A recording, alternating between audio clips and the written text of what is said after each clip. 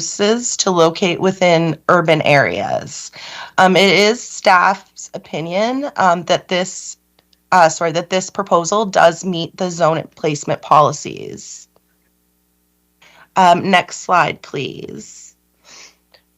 2.2.11, consider proposals to rezone lands within the agricultural designation or resource designation from any other zone except lands within the agricultural A1 zone to the rural commercial C4 zone. In evaluating such proposals, council shall be satisfied that the proposal A limits the rezoning area to the size reasonably required to accommodate the proposal, included any proposed phasing. Next slide, please. B, meets any specific rezoning criteria in the designation applicable to the lot. For the agricultural designation, the criteria are in section 3.4. And C, meets the general criteria for amending the land use bylaw set out in section 5.3, development agreements and amending the land use bylaw. Next slide, please. So 3.4.23, consider rezoning from the agricultural A2 to rural industrial M3 or rural commercial C4. In considering such amendments, council in section 5.3 that the application only applies to land that has not been in recent agricultural production as determined through a review of diverse information sources, including but not limited to the Schedule F 2012 land cover map, aerial photography, next slide please, assessment information, local knowledge, and any other relevant sources that become available. That the proposal would not rezone more land than is required for the specific proposal cited in the application. That it will not create undue conflict with nearby agricultural uses or rural residents, and that it meets the general criteria, meets the general land use bylaw amendment criteria set out in section 5.3, development agreements and amendments to the land use bylaw. So the subject property is not shown to have been in agricultural production in 2012. So we looked from 2012 until present, and the property has not been in agricultural production. And speaking to the applicant, the neighbors can't remember a time in recent memory when it was used for agriculture. A review of the aerial photography indicated the property has not been in agricultural production in recent years. So in terms of the size, the proposal is seeking to rezone 0.9 acres of land, which is a reasonable amount of land to support the proposed 2,400 square foot building and associated infrastructure like well and septic. With regards to impacts on nearby agricultural uses or residents, the subject property does not abut any active agricultural lands. And staff do not expect there to be undue negative impacts on neighboring farming operations or residents. The general rezoning criteria will be reviewed in the next slide. Next slide, please. So the general criteria contain a number of general criteria for applications for a map amendment to the applicable land use bylaws. These criteria consider the impact of the proposal on the road network, services, development pattern, environment, finances, well fields, as well as the proposal's consistency with the intent of the planning strategy. So after a staff review, staff are of the opinion that this rezoning application is within keeping with the general criteria, as it will not have any financial impact on the municipality. There will be on-site services. The land use is compatible. There are no well fields in the area, and the site is suitable for what the applicant is proposing. Next slide, please. So this is the land use bylaw map amendment process. As you can see, we are at the public hearing. A public information meeting was not required for this application because the portion of the property being proposed to be rezoned is under 1 acre in size. So properties within 500 feet were notified when we received the application. And then again, we sent out notices about the public hearing. 14 property owners were notified. And the public hearing was advertised in the local newspaper. We received questions from 2 people, but we did not hear any concerns or opposition. Next slide, please. Thank you. Thank you, Ms. Solomon. This is an opportunity for council to ask any questions of clarification only. We are not in debate here. So are there any questions from any members of council? No? Okay. So this is a chance for anyone who is here to speak to this particular application to come forward. If you give your name and your address, we're here to listen. So if anyone wishes to come forward, you can come down to the podium here. No? Okay. Thank you very much. I'll declare this particular part of the public hearing closed.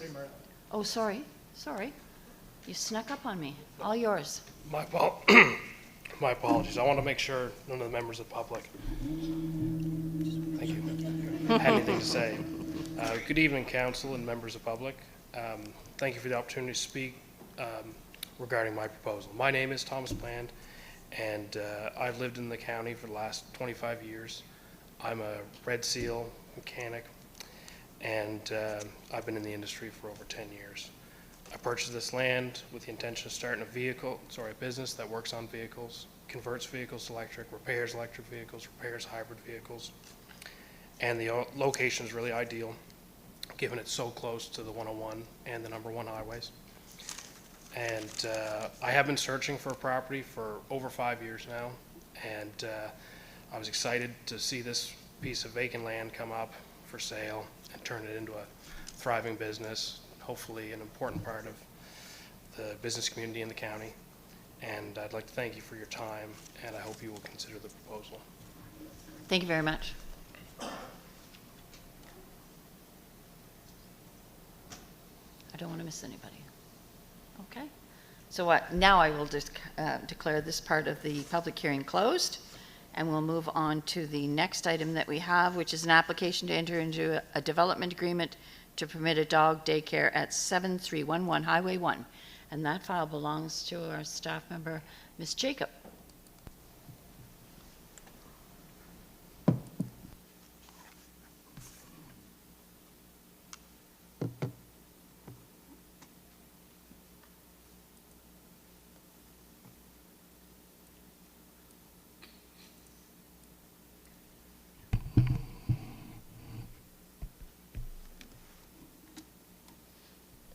Thank you, Madam Chair. So this is an application for a development agreement to permit a dog daycare at 7311 Highway 1, Coldbrook. The red circle on the map shows the approximate location of the property within the growth center of Coldbrook.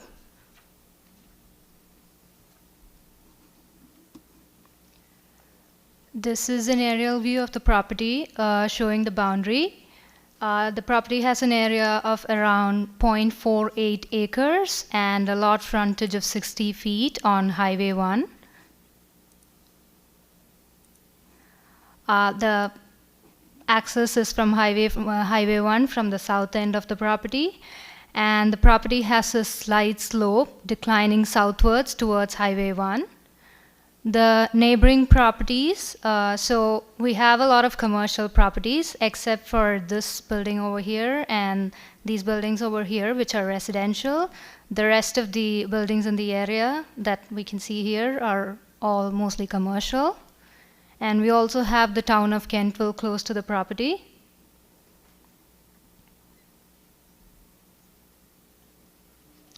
So a closer look at the property. This white line shows the approximate boundary, and that is the entry to the property from Highway 1. And we have the existing dwelling towards the middle of the property. The existing dwelling is currently rented out. And that blue rectangle shows a 10 feet wide right of way in favor of the neighbors over here. The red rectangle shows the proposed location of the dog daycare behind the existing dwelling. And that will be the entry to the dog daycare, which will be a gated entry. And the yellow rectangle shows the proposed parking space for the dog daycare. So the DA would apply to the entire property.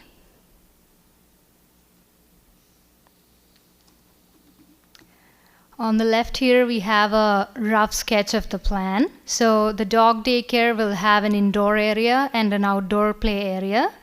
The indoor area will be this over here, which will be divided into two spaces. And this space is for to secure barking dogs. And the indoor area will have beds and resting area for the dogs. And then this is the gated entry from here.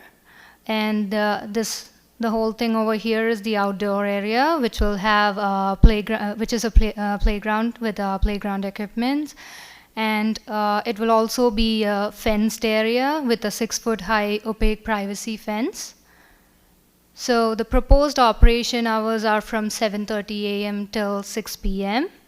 And the dog daycare will start with a 15 dogs capacity, and the applicant intends to increase the capacity in the consecutive years.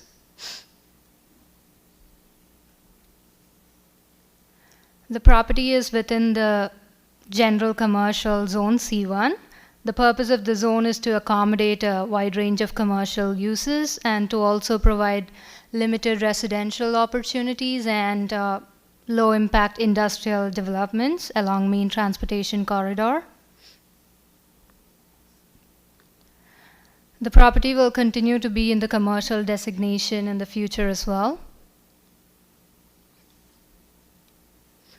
These are some of the images of the site. On top, we have a key map for reference. So the image to the left, shows the entry to the property from Highway 1. This over here is Highway 1. And this is the existing driveway leading to the existing residential dwelling, which is this over here. And in terms of vegetation, the property, there is scarce vegetation on the property. There are a few trees, these ones, near the existing dwelling. And there is some grass cover near the front portion towards the front half to the east of the property over here.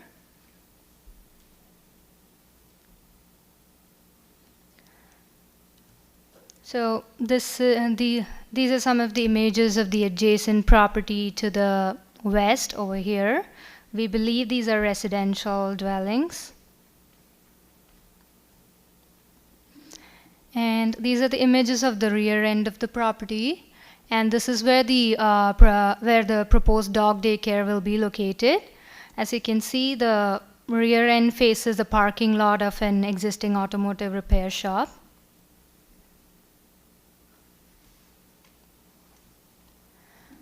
These are the images of the adjacent properties to the east over here.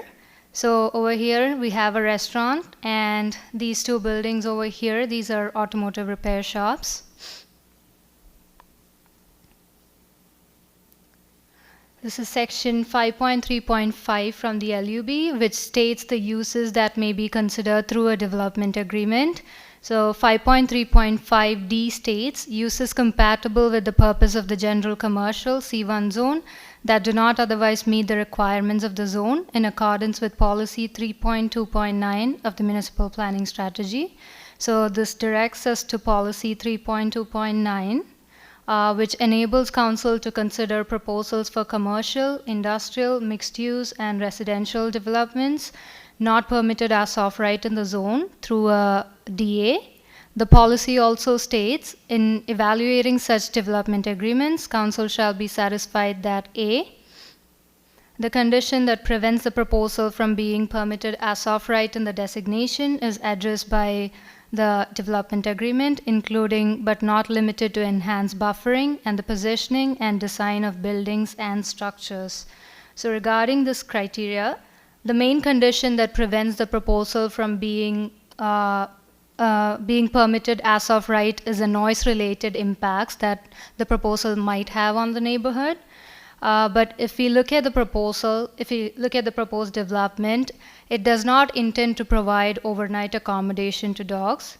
And in terms of the location, it will be located on a main transportation corridor within a commercial area surrounded by various other commercial establishments, which is like a busy area and which is going to be noisy. And in terms of the zone, C1 zone permits other uses like animal grooming facilities and vet clinics, which are similar in nature to the proposed development. And it also permits uses like arts, cultural centers, agriculture-related industries, bus stations, and manufacturing uses, which could be built as of right on the property without the requirement of a DA. And these uses might potentially generate similar noise-related impact as the dog daycare.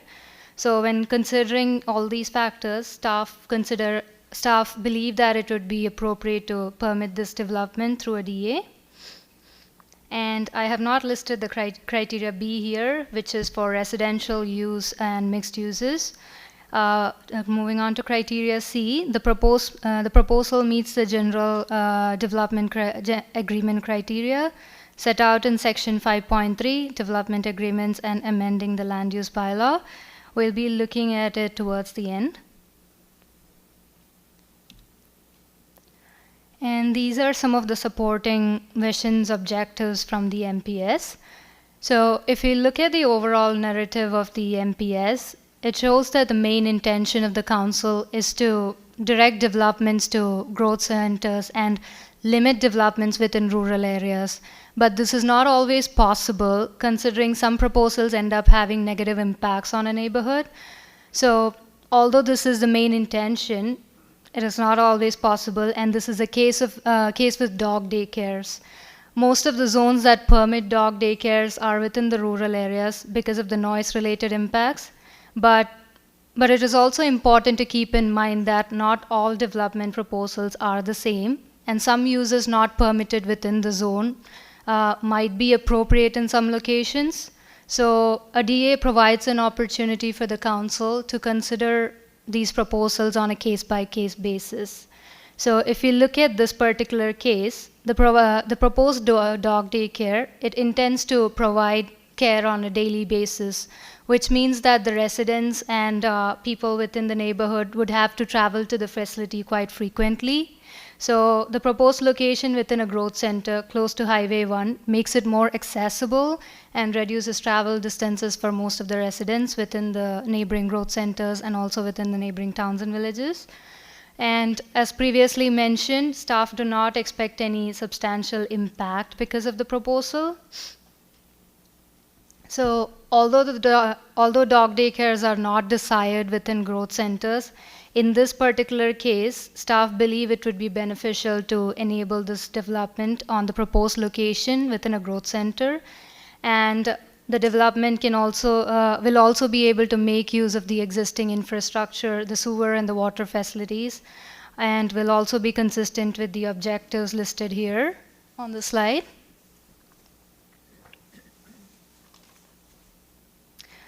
The proposal will also be consistent with Council's intention to direct commercial developments to main transportation corridors and to direct development densities along main transit routes to create compact, complete communities.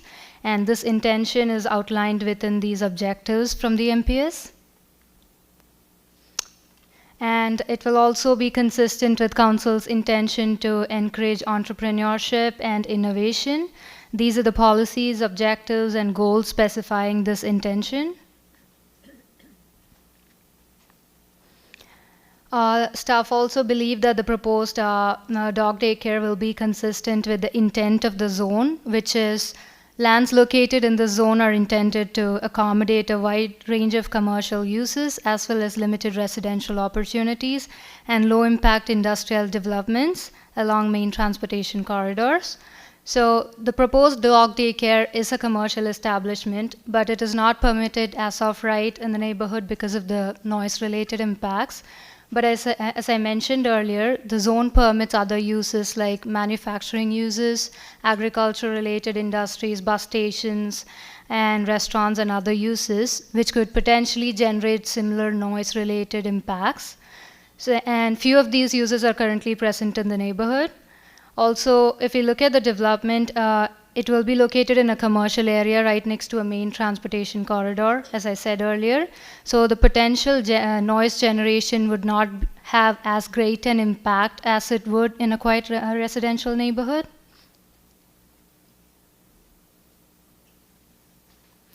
And moving on to the general policies, 5.3.7.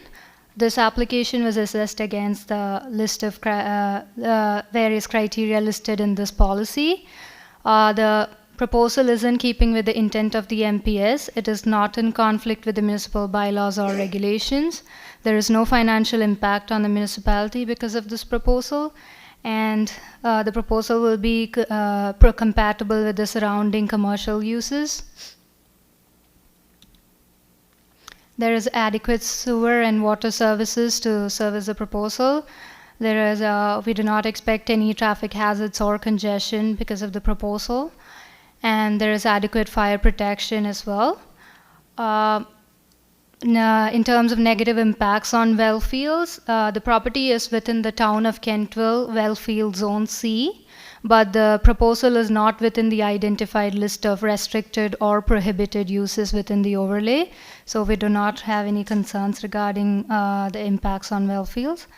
And the proposal is suitable in terms of grade soils, the geological conditions, utility right-of-ways, and so on. So a summary of the DA. The DA enables the development of a dog daycare. So there is an existing residential dwelling, as I mentioned earlier. The DA provides some space for expansion by permitting a 2-unit dwelling. And it also enables the uses permitted within the underlying zoning in the land use bylaw. In terms of our process, public information meeting was scheduled to be held on June 7th, but no members of the public were present. So a recording of the presentation was made and uploaded to the website, which has been available for viewing since then. Regarding questions and concerns, we received an email from one of the residents from Anderson Boulevard from the town of Kentville expressing noise-related concern, and we also received an email from someone who wishes to stay anonymous expressing similar concerns. We also received the owner of the adjacent residential dwelling also contacted staff expressing noise-related concerns and also inquired about parking and traffic management on site. And with that, I end my presentation and pass it back to the chair. Thank you. Thank you very much. Are there any questions of clarification from our council? Nothing? So this is the opportunity for any members of the public that are here with us tonight that wish to speak on this application to come forward. Just give us your name and your address, and we're here to listen.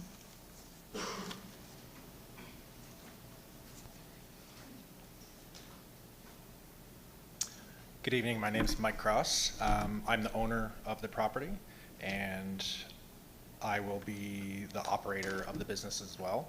I'd just like to thank you guys for considering this development agreement.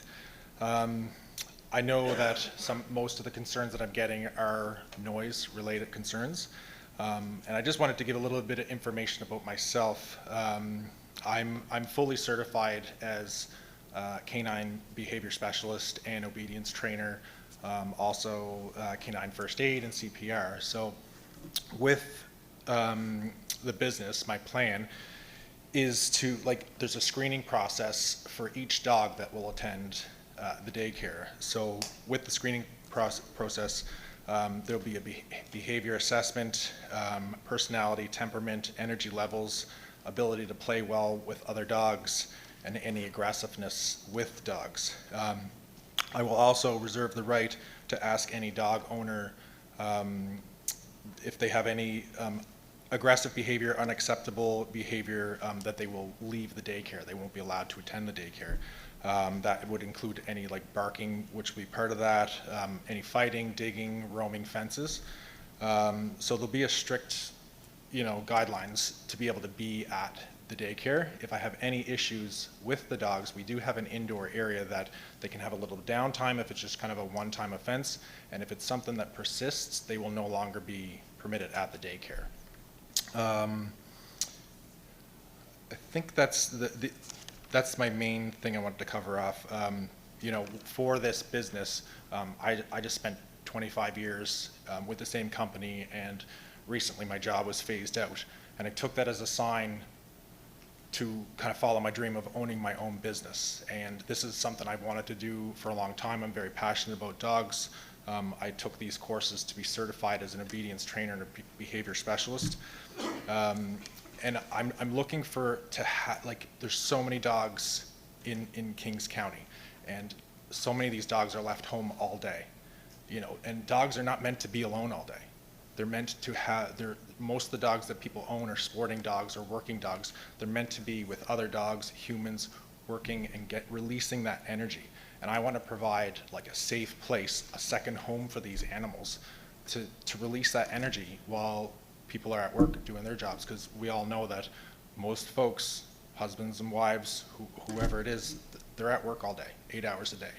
I want to provide that safe place and a happy, good environment for these animals. So I thank you very much. Thank you very much, Mr. Krause. Is there anyone else? How are you folks?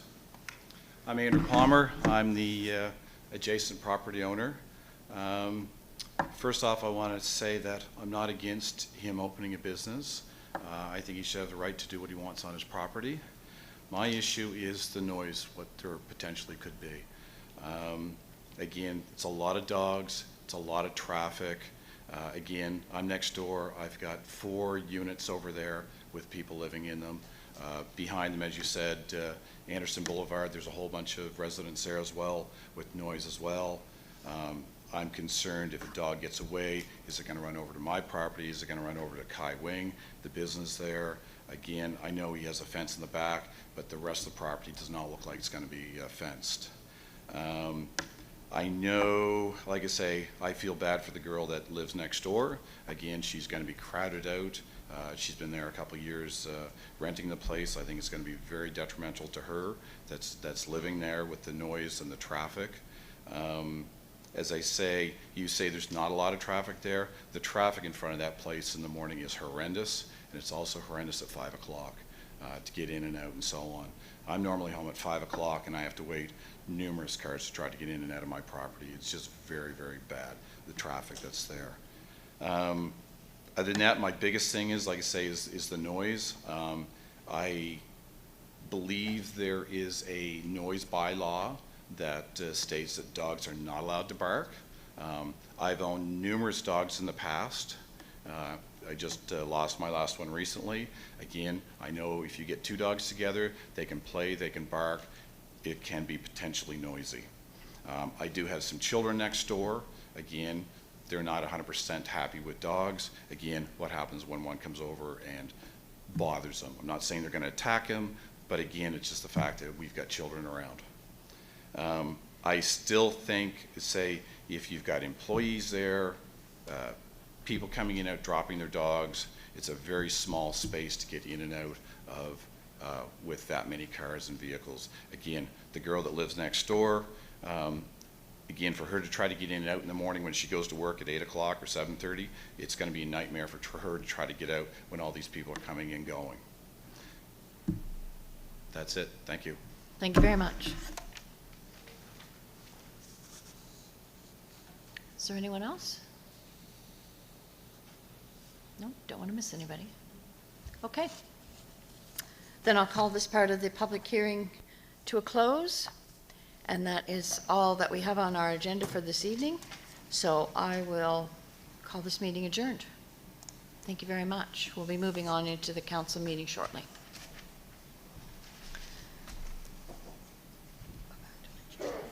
Thank you very much, Councillor Armstrong. Going to call to order the council meeting for December the 5th, 2023. My name is Yoni Postema. I'm the municipal clerk. The reason I'm calling the meeting to order as clerk is because both the mayor and deputy mayor are absent at this point, and Section 15 of the Municipal Government Act allows council to appoint a chair from among council members that are present. So I would like to ask council to for a motion to appoint a chair for the council meeting this evening. Councillor Granger, I see your light is on. Are you moving the motion? Sorry. I would like to move the motion that Councillor Armstrong chair the meeting until our deputy mayor is able to chair. Thank you very much. Do I have a seconder for that motion? Seconded by Councillor Allen. So just putting the motion up on the screen, and I will start the voting now.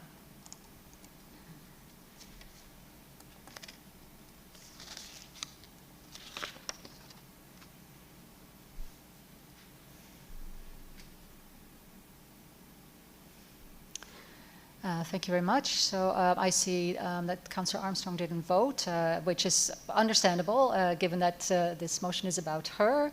Also noticing that Councillor Hurdle did not vote.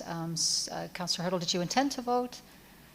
Okay, and Councillor Hurdle is voting in favor, so that motion is passed, and I will hand over the chair to Councillor Armstrong.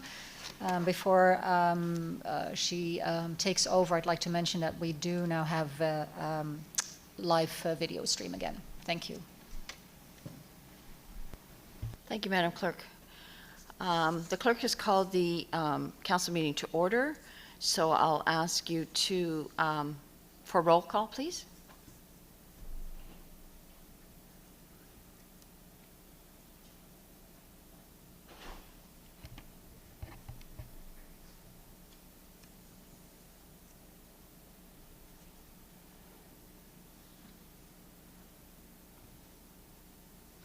Our roll call shows that Deputy Mayor Lutz is not present at the moment, and Mayor Peter Matart is not present. Deputy Mayor Lutz will be joining us as soon as she can get here, but we need a motion to excuse Mayor Matart, who will not be joining us this evening.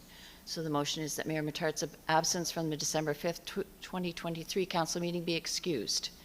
A mover, Councillor Hurdle, and Councillor Harding, sorry. Moved and seconded. I'll call the question. All those in favor or otherwise, please register your vote now.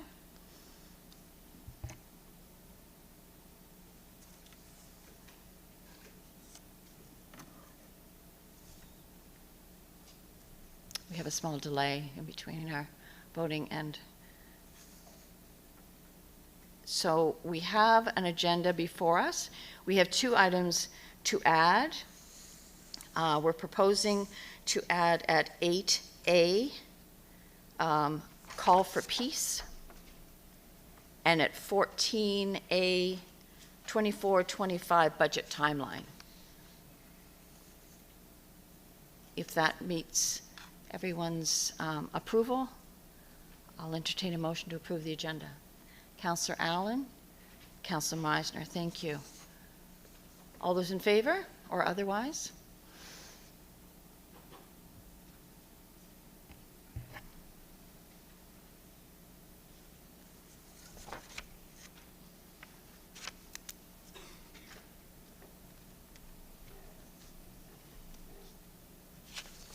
Thank you. That's passed. Now that we have an approved agenda, I'll ask any of the members of council to disclose any conflict of interest that they may have with any items before us. I see no hands. Thank you very much. We also have two sets of meeting minutes included in our agenda package from November the 6th council and November the 21st special council. If the members are okay with it, we will pass it in one single motion. If there are no additions or deletions, can I have a mover, please? Councillor Killam, Councillor Davison, thank you. Call the question. Can you register your vote now?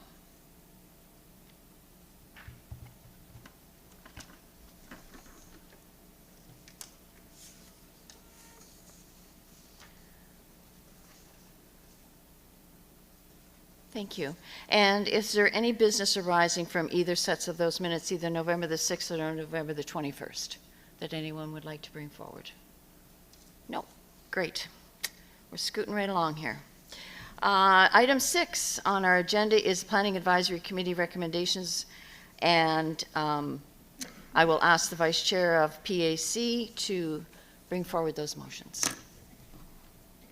Councillor Granger, you're on. 6A, an application to enter into a development agreement in Coldbrook, file number 23-06. The Municipal Council give final consideration and approve a development agreement to permit a dog daycare at 7311 Highway 1, PID 55151484, Coldbrook, which is substantively the same, save for minor differences in form, as the draft set out in Appendix D of the report dated October 10th, 2023. I so move. Can we have a seconder, please? Councillor Meisner, thank you. Is there any discussion, debate? You can register your votes now.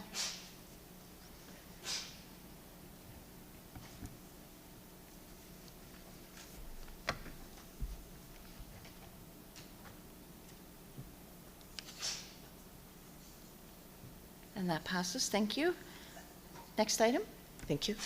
6B, that the Municipal Council gives second reading to the application to rezone a portion of a vacant parcel of land, PID 55227730, located on Highway 1 in proximity to the Ben Jackson Connector, Lockhartville, from the rural mixed-use A2 zone to the rural commercial C4 zone, as described in Appendix C of the report dated September 12th, 2023. I so move. Thank you. Can I have a seconder? Councillor Allen, thank you. Any debate? I'll call the question. You can register your vote now.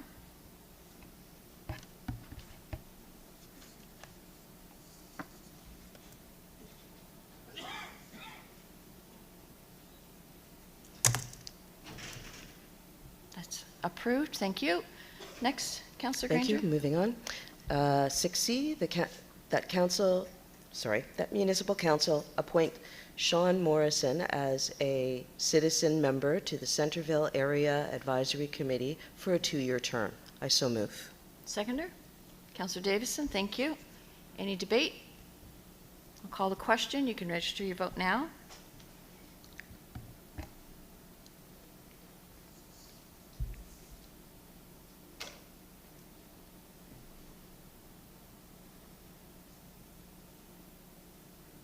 Thank you. Councillor Granger? Thank you. 6D, that Municipal Council appoint the following responsible organization members to one-year terms, and the following citizen members for 2-year terms on the Kingston Area Advisory Committee. In the Kingston Area Advisory Committee responsible organization, Commissioner Wayne Fowler, Commissioner Lauren Avery, and Commissioner Neil Larder.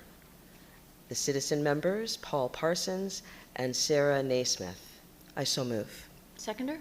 Councillor Allen, thank you. Any debate? Call the question. You can register your vote now.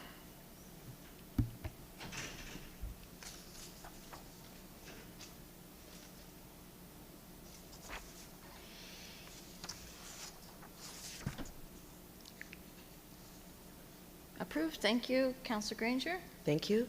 6E, that Municipal Council give first reading to and hold a public hearing regarding the application to amend the Grand Pré Conservation District map by removing a property at 2176 Grand Pré Road, PID 55231438, Grand Pré, as described in Appendix D of the report dated November 14th, 2023. I so move. Seconder, Councillor Allen, thank you.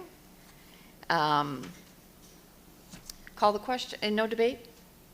Call the question. You can register your vote now.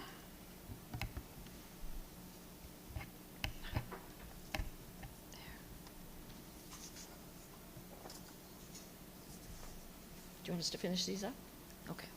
We'll carry on with the Planning Advisory Committee recommendations, and then we will take a Thank short you. break for the Deputy Mayor to assume the chair. Go ahead, Councillor Granger. Thank you. 6F, that Municipal Council give first reading and hold a public hearing regarding the application to rezone a portion of the properties located at 1291 Highway 201 and a portion of the abutting vacant parcel PIDs 55448005 and 555-17080 Greenwood from the from the rural mixed-use A2 zone to the rural industrial M3 zone, as described in Appendix D of the report dated November 14th, 2023. We doing the two together? Do it all. That Municipal Council approve the discharge of the development agreement registered on June 25th, 2004 between the Bolry Quality Meats Limited and the Municipality of the County of Kings from the lands located at 1291 Highway 201, PID 55448005, Greenwood, as described in Appendix D of the report dated November 14th, 2023. I so move. Seconder? Councillor Meisner, thank you. Is there any debate? No. Call the question. You can register your vote now.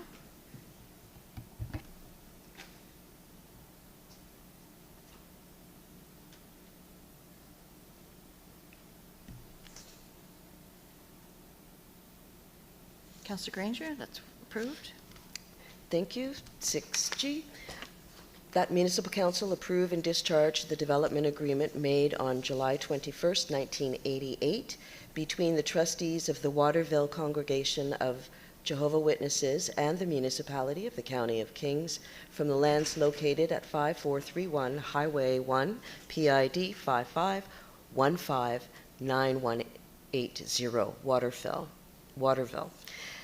That Municipal Council give first reading and hold a public hearing regarding the application to rezone 5431 Highway 1, PID 55159180, Waterville, from the residential mixed density R3 zone to the mixed commercial residential C3 zone as described in the Appendix D of the report dated November 14th, 2023. I so move. Thank you. Seconder? Councillor Davidson, thank you. Any debate? Call the question. You can register your vote now.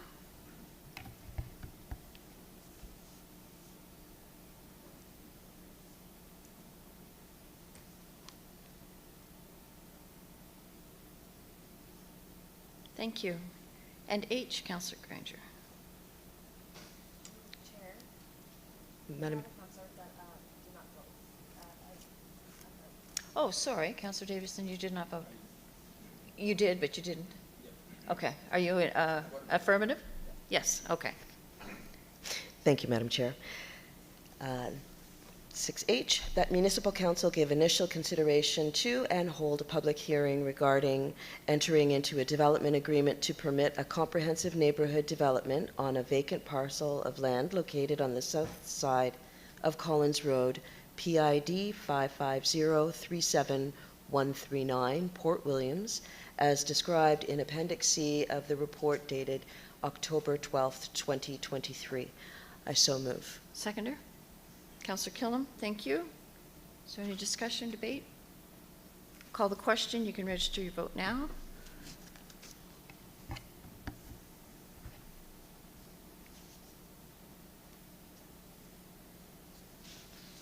While we're waiting for that vote, perhaps you could give us the date of the next public hearing, Councillor Granger. Thank you. The next public hearing will be Thursday, January 11th, 2024, at 6 p.m. in Chambers. That motion passes. Thank you very much. We're going to take a short break to allow Deputy Mayor to assume the chair.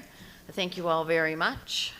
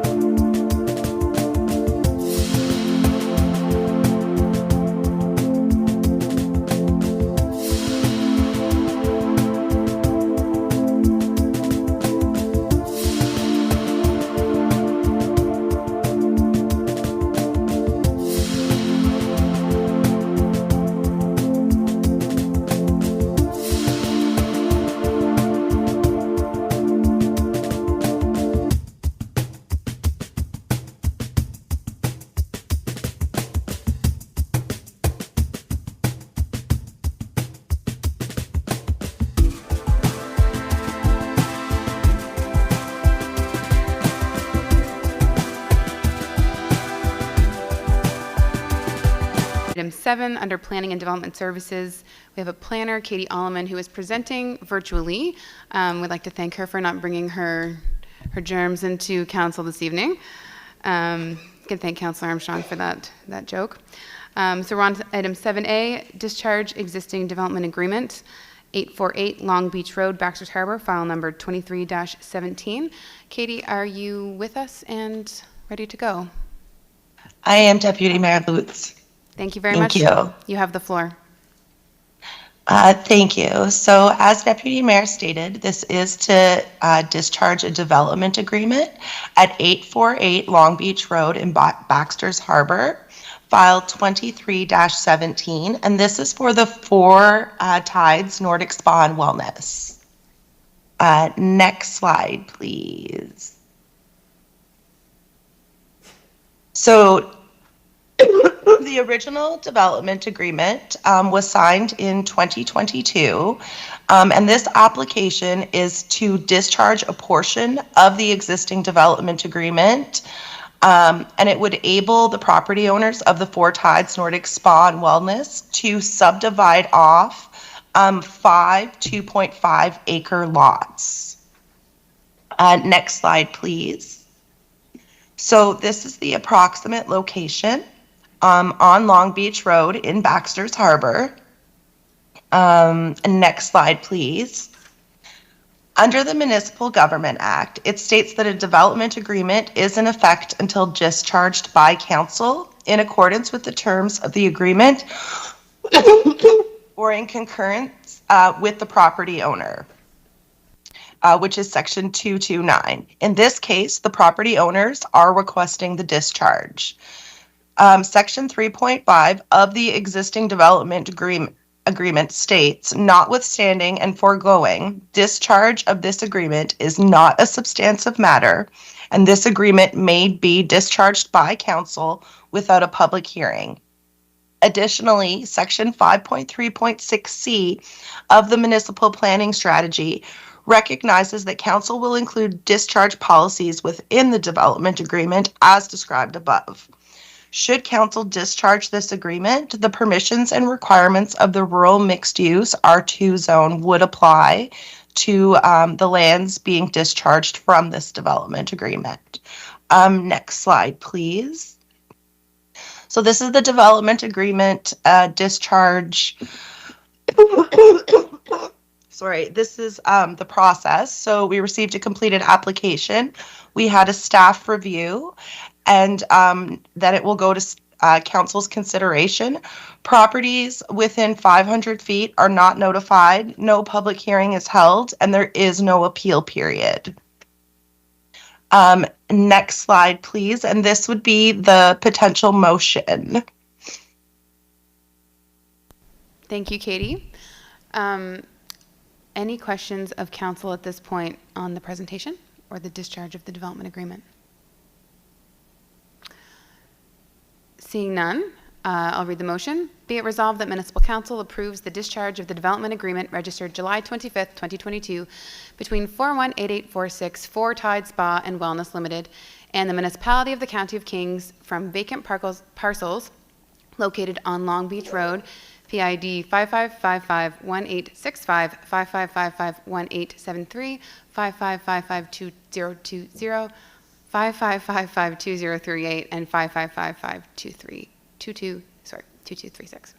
Baxters Harbour, as described in Appendix B of the report dated December 5th, 2023. Do I have a mover? Moved by Councillor Meisner, seconded by Councillor Killam.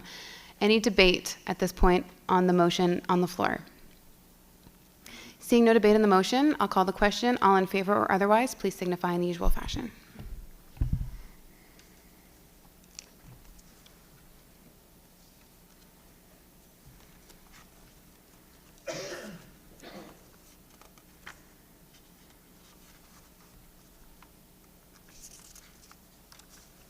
The motion carries unanimously. Thank you. Katie, back to you.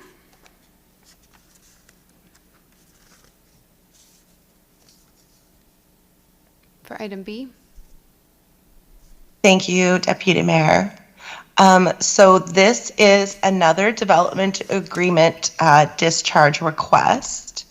This one is for number 7 and 11 Mercon Place, PID 5548918 in Coldbrook, file 23-18. Next slide, please. So the development agreement for this parcel was signed in 2014. The discharge of this development agreement, which was requested by the property owner, would enable the property owner to utilize the new permissions related to group dwellings in the residential 1 and 2 unit R2 zones. So this is why the applicant is looking to discharge this development agreement. It would enable them to do more with their property. Next slide, please. So this is this is the wrong, the address is wrong on here. That's okay. We can see the red circle is indicating the Coldbrook area. I'd Yeah, ask so folks that's to- the approximate location on Mercon Place. And for the policy review, so it is the same as the previous presentation. Under the Municipal Government Act, it states that a development agreement is in effect until discharged by council in accordance with the terms of the agreement or in concurrence with the property owner.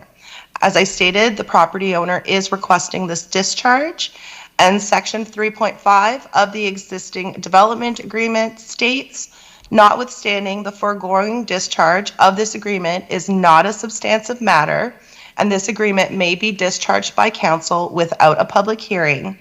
Additionally, Section 5.3.6C of the Municipal Planning Strategy recognizes that council will include discharge policies within the development agreement as described above. So should council discharge this agreement, the permissions and requirements of the residential 1 and 2 unit R2 zone will apply to the property. Next slide, please.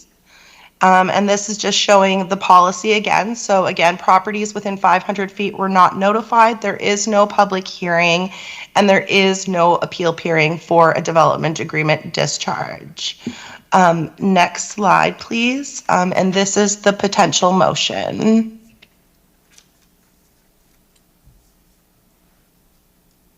Thank you, Katie. The motion, oh, sorry, any questions before we take the motion? Questions of clarification? Seeing none, the motion reads, be it resolved that Municipal Council approves the discharge of the development agreement registered May 26, 2014 between Constance J. Ward and the Municipality of the County of Kings from the lands located at 7 and 11 Mercon Place, PID 55489181, Coldbrook, as described in Appendix B of the report dated December 5th, 2023. Do we have a mover of the motion? Moved by Councillor Hurdle, seconded by Councillor Allen. Thank you very much. Discussion or debate now that the motion is on the floor? Seeing none, all in favor or otherwise, please signify in the usual fashion. Thank you, Katie, and we wish you a speedy recovery.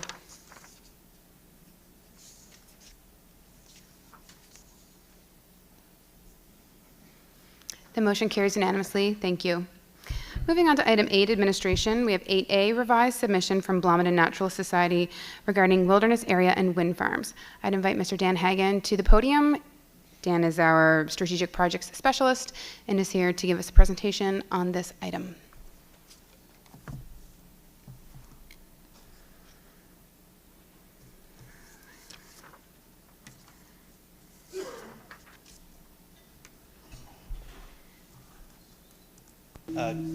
Good evening, Deputy Mayor Lutz and members of council.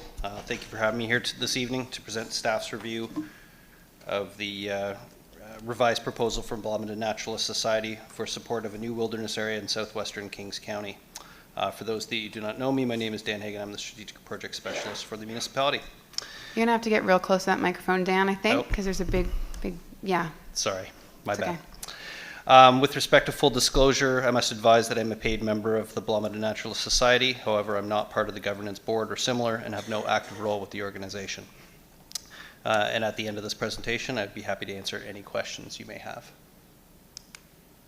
The intent of this presentation is for Council to consider staff's review of the revised proposal from BNS and our recommendation to defer providing a letter of support for the proposed wilderness area until such a time as BNS has provided written support to the municipality for the inclusion of wind power generation projects within the geographic area of southwestern Kings County. On November 15, 2023, the municipality received a revised proposal from BNS for their proposed wilderness area that included two main factors. One, modifications to the boundaries of the proposed wilderness area, and two, identifying that discussions are needed between the municipality and BNS to clarify where boundaries between the proposed protected area and windmill zone should be drawn. This slide is to show the BNS's original proposal, where the purple hatched areas identified the proposed wilderness area. As you can see, the existing Cloud Lake wilderness area is shown to the west and outlined in blue. On the right, you can see the municipality's large-scale wind turbine overlay is completely encompassed by the proposed new wilderness area. With respect to the revised proposal of BNS, this slide identifies that the boundaries of the proposed new wilderness area were revised subsequent to the council meeting in November 2023. In this iteration, the southern portion of the large-scale wind turbine overlay is included within the boundaries of the proposed new wilderness area, while the northern portions of the overlay are excluded. The map also has additional detail included by BNS with respect to the brown areas, which denote old forests of greater than 80 years in age.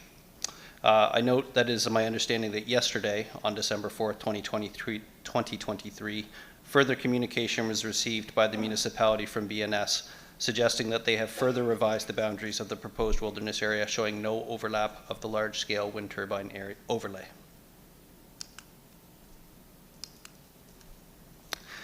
Included in this revised BNS proposal, it was noted that a portion of the area is zoned for windmills by Kings County. This is only a small portion of the windmill zone. Based on staff's review, it is our position that this claim requires further discussion relative to how wind turbines are sited. When the large-scale wind turbine overlay was created as part of the municipal planning strategy and land use bylaw process, it was created using the best information available at that time. Detailed engineering design was not part of that process.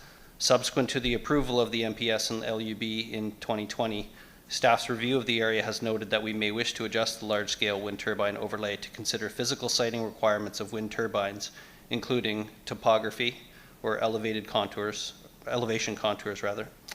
wind speed areas, distance from transmission lines, distance from CFB Greenwood, and environmental constraints, among others.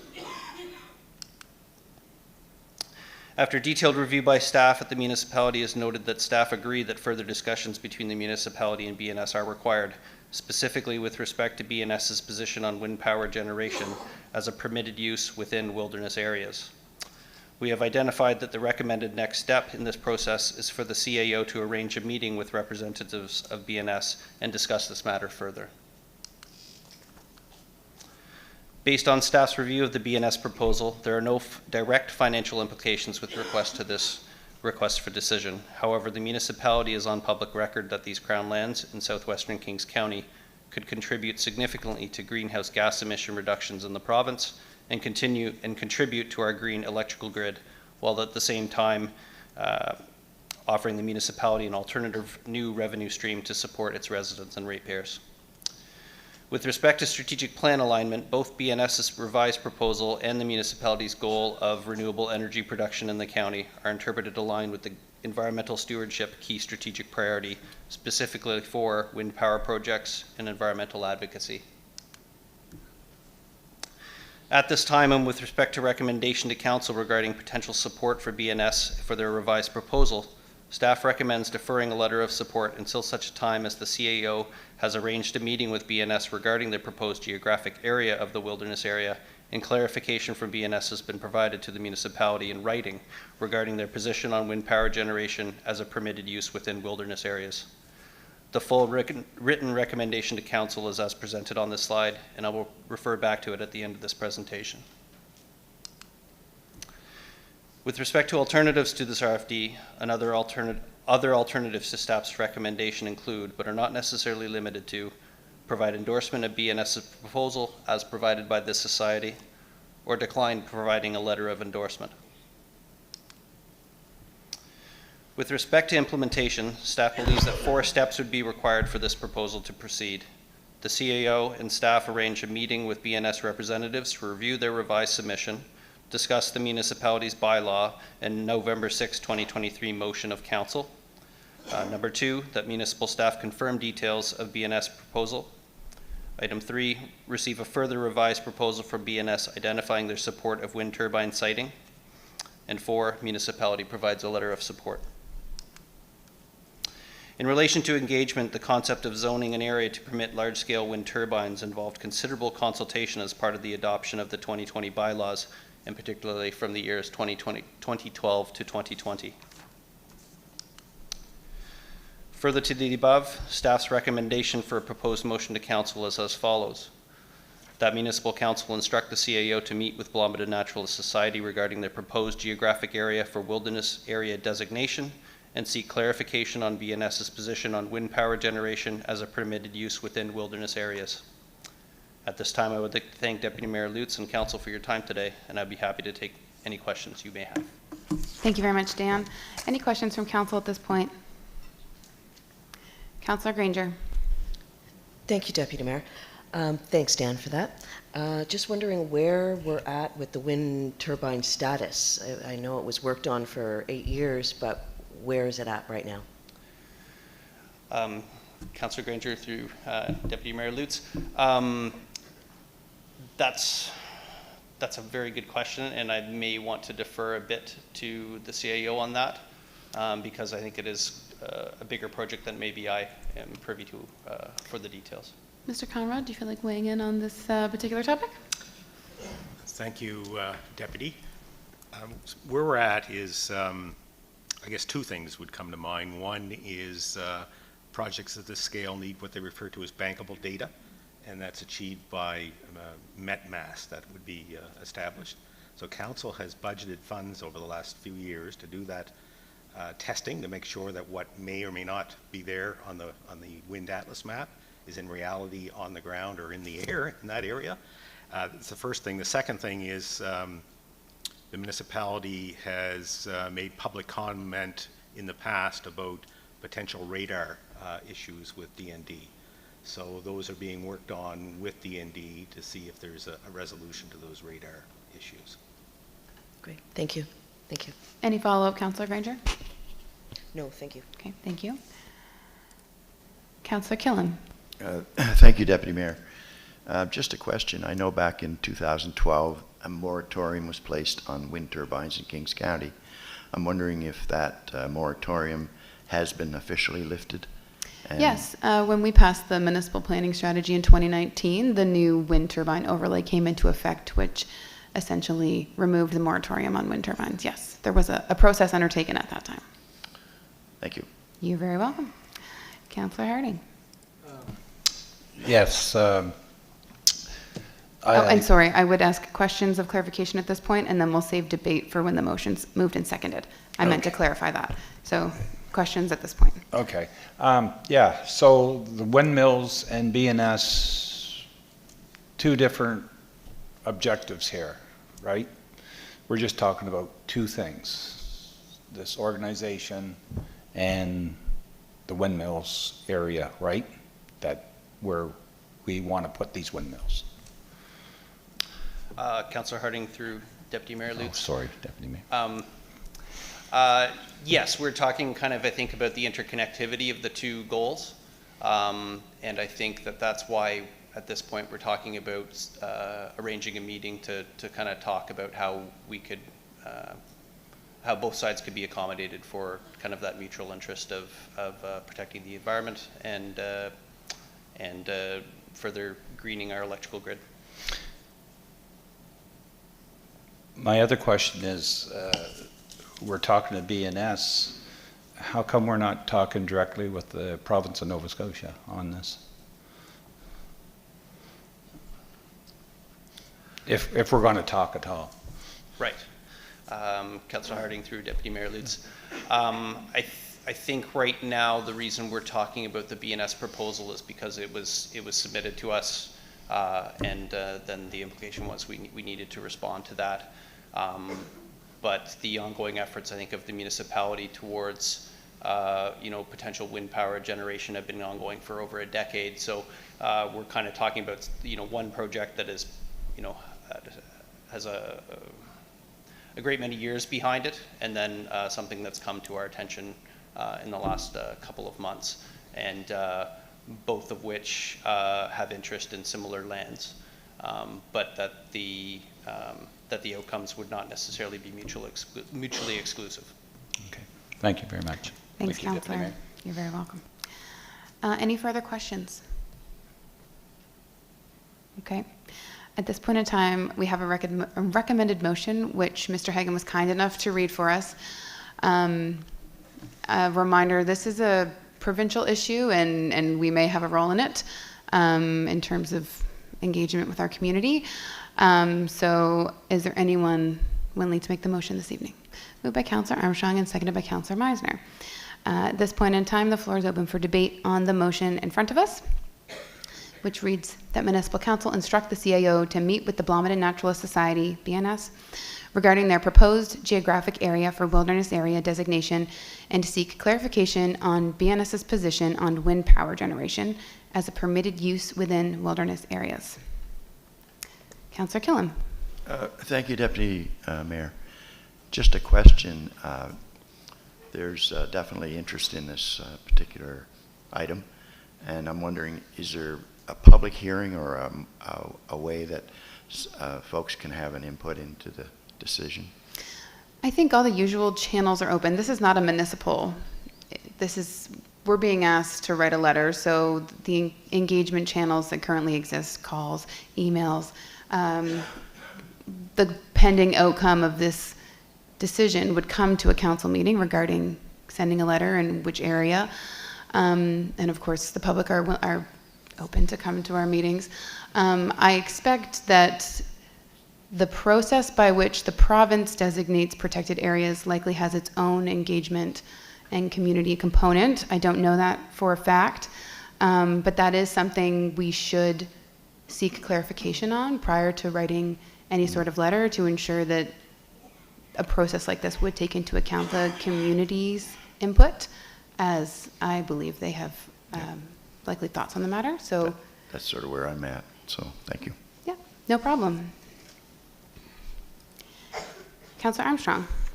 Thank you, Deputy Mayor. I know that there's we were inundated with letters of support for this. I read them all, and I know that probably the people that are here in the gallery today about this particular item are probably disappointed with this particular motion, in the fact that it is not giving them the letter of support that they want tonight. That being said, some of the letters referred to some of the Acadia students that wrote letters of support, said that they've been working on this, doing research and everything on it for 4 months, and I congratulate them on their dedication and putting their time into this. But we also have to remember that our county put 8 years into our municipal planning strategy and land use bylaw, and part of that included the possibility of putting in a wind farm, which, as Mr. Hagan said, it could be a revenue stream, but I also look at it as our part in climate change mitigation. It's a form of green energy, and it's something that could help with that as well. So I don't want people to be disappointed with this. I think that it's a perfect opportunity for Blomidon Naturalist Society, I don't call it BNS, Bacon, Nova Scotia keeps popping into my mind, and the county to sit down together and have a discussion, rather than Blomidon sending us a proposal that they think that we can work with and us sending one back that we think they can work with. It's time to come to the table and sit down and talk about it with our GIS and work out a solution that works. It may not be perfect for each one of the groups, but it's probably going to be closer than we'll ever get if we don't come to the table. So that's all I have to say. Thank you. Thank you, Councillor Armstrong. Anything further on this issue this evening? Wonderful, thank you. So I would add, I am going to vote in favor of the motion. I support the motion as presented tonight. I think we have further time to clarify and go through the revised proposal we received yesterday from Blomidon Natural Society. We will be back in council on January 9th, which isn't too far away, and hopefully we'll be closer to a final outcome, I think, at that point. And also, Councillor Killam, I should note too, folks are here tonight with an interest in this issue. We have public comment at the end, so if you, rather than having a public hearing, as you might say, that tonight, if you're here and you have opinions on this, you are welcome to share them at the end of the meeting, and we can also consider those comments at our, in our further talk. So please do speak up tonight if you have thoughts on this issue. Okay, at this time, I have no further questions or items of debate. I'll call the question. All in favor or otherwise, please signify in the usual fashion.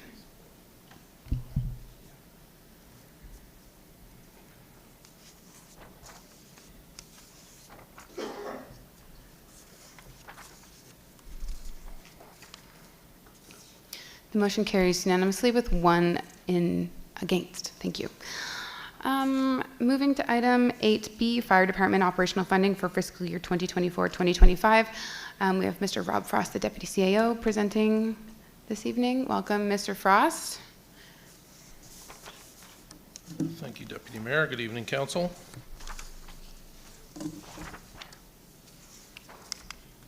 So I'm here tonight to talk about fire department funding. So as you know, we've been talking about fire funding for a couple of years in the municipality and kind of following an old practice and working at getting a new policy in place. And that work is still ongoing, but it is progressing and progressing well. So typically what we have done under our current practice is that the Fire Service Advisory Committee makes recommendations for an annual increase every year to their operating budgets for the non-contract departments. So this has typically happened near the end of a calendar year, November, December, and that will come to council for approval. And then once that is approved, then the fire departments know what the general increase would be allowed. Then they would complete writing their budgets and submit that to us early in the new year so it can be included in our total budget. This year, because of some changes to the budgeting process, we're trying to move that up a little bit. So we're asking that we have budgets submitted by January 10th so that they can be included in the municipal budget. So at Fire Service Advisory Committee, which occurred couple of weeks ago, I don't have the exact date in front of me, the recommendation was that we use the October to October CPI for Nova Scotia as an increase, which is the same metric that was used last year. Now last year that increase was 7.7%. This year that increase would have been 3.2%. And again, we had put in some stipulations that a budget must be received by January 10th and information up to date, or the funding would remain the same as the previous fiscal year. The discussion at Fire Service Advisory Committee from the chiefs believe that 3.2% does not keep pace with the increases that they have received this year. There was a lot of discussion about insurance costs going up significantly, fuel costs going up significantly, and that should be heating fuel, not eating fuel. My apologies. Due to the carbon tax. So again, as you know, carbon tax has been exempt for residential use for heating fuel, but it isn't for volunteer organizations such as fire departments. So the motion that came from Fire Service Advisory Committee was that Municipal Council increase the fire department's operational budgets by 6% for the 24-25 fiscal year for the non-contract fire departments based on CPI and the anticipated area growth. So the discussion was, we know that 3.2% will be on current housing or housing that we had last year, but there's not that factor built in for any new growth that we have to include. Now we had a bit of a discussion about that at Fire Service Advisory Committee, and basically we said that we won't have that number until the new year, so if we want their budgets in by January, we won't be able to provide them with what that looks like exactly for the municipality. So quickly, what the funding increase would look like in this table, we have the proposed budget increase of 6%.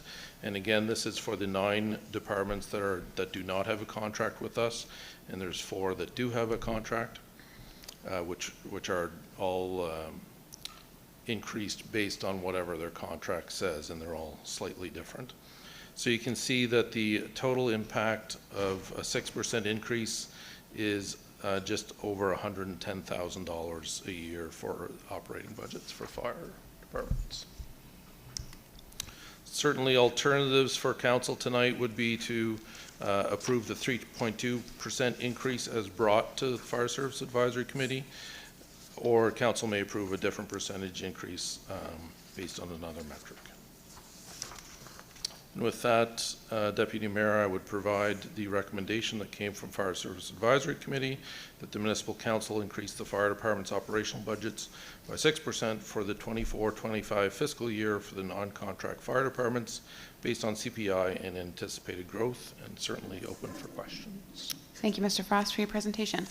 Questions this evening? Councillor Hurdle, go ahead. Thank you, Deputy Mayor. Through you, I noticed CPI, and we've agreed to using CPI, but as a measure of inflation, it's targeted at families and individuals. Have other measures of inflation been considered, understanding that this is a specific group, fire departments, rather than families and individuals and households? Through you, Deputy Mayor, to Councillor Hurdle, no, it was basically been CPI that we've used certainly in contract now. In some of the other contracts, there is a metric that it's CPI based on whatever the time frame is, plus an additional percentage that is kind of an automatic potential increase, but it has typically been CPI that we've used as an increase. From my understanding, CPI is not heavily weighted towards things like fuel cost, and with the concern and increase in carbon tax pricing, my thoughts are CPI won't properly account for the experienced increase in costs that the fire departments may be experiencing with this inflation, especially on certain goods, rather than those which would comprise individuals and households. Thank you. Yeah. Sorry, was that a I think it was a comment. Councillor, I would also note, I think CPI was 3.9%, and the Fire Service Advisory Committee actually recommended the 6. So it actually is ending up in this recommended motion to be more than what CPI is by about 2.1%. If that makes you feel any better. It absolutely does. Great. Okay. Just if I might add, Deputy Mayor, this is the exact discussion that happened at Fire Service Advisory Committee. Thank you. Okay. Any follow-up? Any further questions from anyone on council this evening? Oh, Councillor Davison, go ahead. Just a quick question through you, Deputy Mayor. Has there been any discussion about the carbon tax and the fuel costs for the fire departments in Kings County? And if so, have you decided, or did the committee decide if a letter is going to be sent off to the province or federal government to maybe disband the carbon tax from fuel costs? Through you, Deputy Mayor, to Councillor Davison, I know that a letter was received, I think it was this week, so I'm not even sure if it's on this agenda or not. It might be.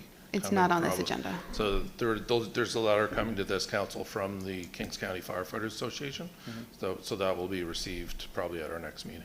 Okay, thank you. Thank you, Councillor. Good of you to raise it. Councillor Armstrong. Thank you, Deputy Mayor. A couple of things. As long as I've been sitting in this chair, and every time we have this discussion, I always say the same thing. When are we going to have these fire departments on a contract? I said it last year, and I said it the year before that. So I'm just going to reiterate that. And the only other question that I would have is if we write a letter to the province requesting that they remove the carbon tax, as Councillor Davison mentioned, and they do, would we decrease the amount that we're giving to the departments to accommodate that? Because right now, if we're talking about a 6% increase, that increase is to allow for the carbon tax that's on fuel. So if by some stroke of luck, the federal government or the provincial government or whoever has in charge of this decides to take the carbon tax off of fuel for the fire departments, will that decrease the budget that we're paying?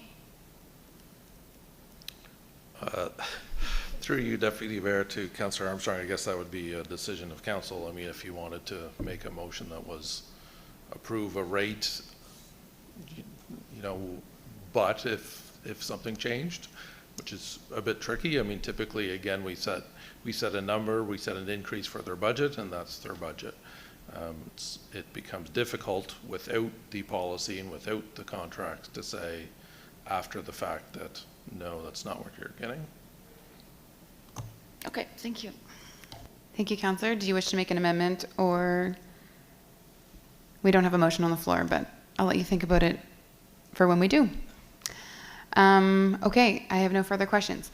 The recommended motion is that Municipal Council increase the fire department's operational budgets by 6% for the 2024-2025 fiscal year for the non-contract fire departments based on CPI and the anticipated area growth. Do we have a mover of this motion? Moved by Councillor Killam, seconded by Councillor Davison. Any discussion or debate on this motion? Seeing none, all in favor or otherwise, please indicate in the usual fashion. At this point, I would ask to Council if we might consider moving up the new item, call for peace, on the agenda under other business up. We did. Oh, we did. It was approved. Mr. Conrad. Okay. Oh, you were just informing me that that happened. I thought you were asking me to make that happen. Deepest apologies. This is what happens when you show up late. Okay. So we've got an item that's been added to our agenda, item 14A, call for peace, which we are now discussing. As potentially alluded to by Councillor Armstrong, in preparation of this conversation tonight, we actually do have a prepared motion that I will read and would ask Council to consider. We don't have a staff report, so what we'll do is we'll actually just move straight to the motion and then move to debate. Racism and discrimination violate human rights and threaten the safety and well-being of our communities and communities around the world. There are constant reminders that racism and prejudice are persistent, embedded, and systemic in society. Hatred is an unwelcome truth that is a consistent reality present in the human experience. Hatred of any kind and for any reason is wrong. We hold a collective responsibility to acknowledge and confront racism and discrimination when it occurs. We denounce the historic and systemic nature of the continuing racism, sectarianism, and discrimination against people due to culture, ability, age, socioeconomic status, religious affiliation, and gender or sexuality. As individuals, we are part of a global community concerned about violence everywhere. As a local government, we know the responsibility for striving towards justice belongs to all of us, including those of us who have been historically overrepresented and racially privileged. Creating safe space for the voices of Black, Indigenous, people of color, racialized, and other equity-seeking communities is critical, now more than ever. The municipality remains committed to being open and providing impartial government while continuing to work towards deep-rooted and long-lasting change in and for the communities we serve. So the recommended motion is that Municipal Council reaffirms its commitment to fully implementing toward equity and diversity a strategy for belonging in the municipality of the County of Kings, and condemns violence, racism, sectarianism, Islamophobia, anti-Semitism, and discrimination in the Kings region and around the world.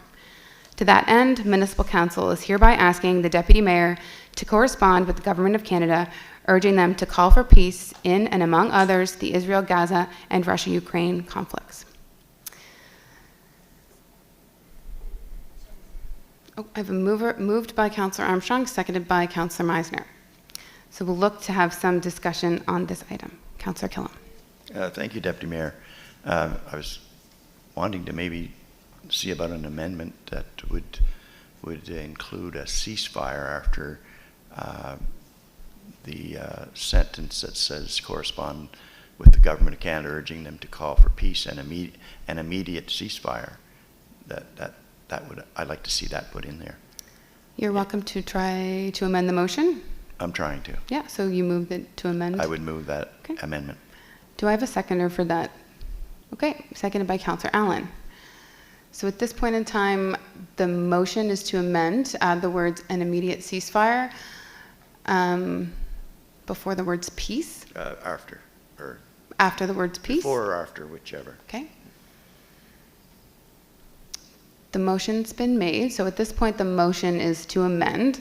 So looking for discussion on the motion to amend before I call the question.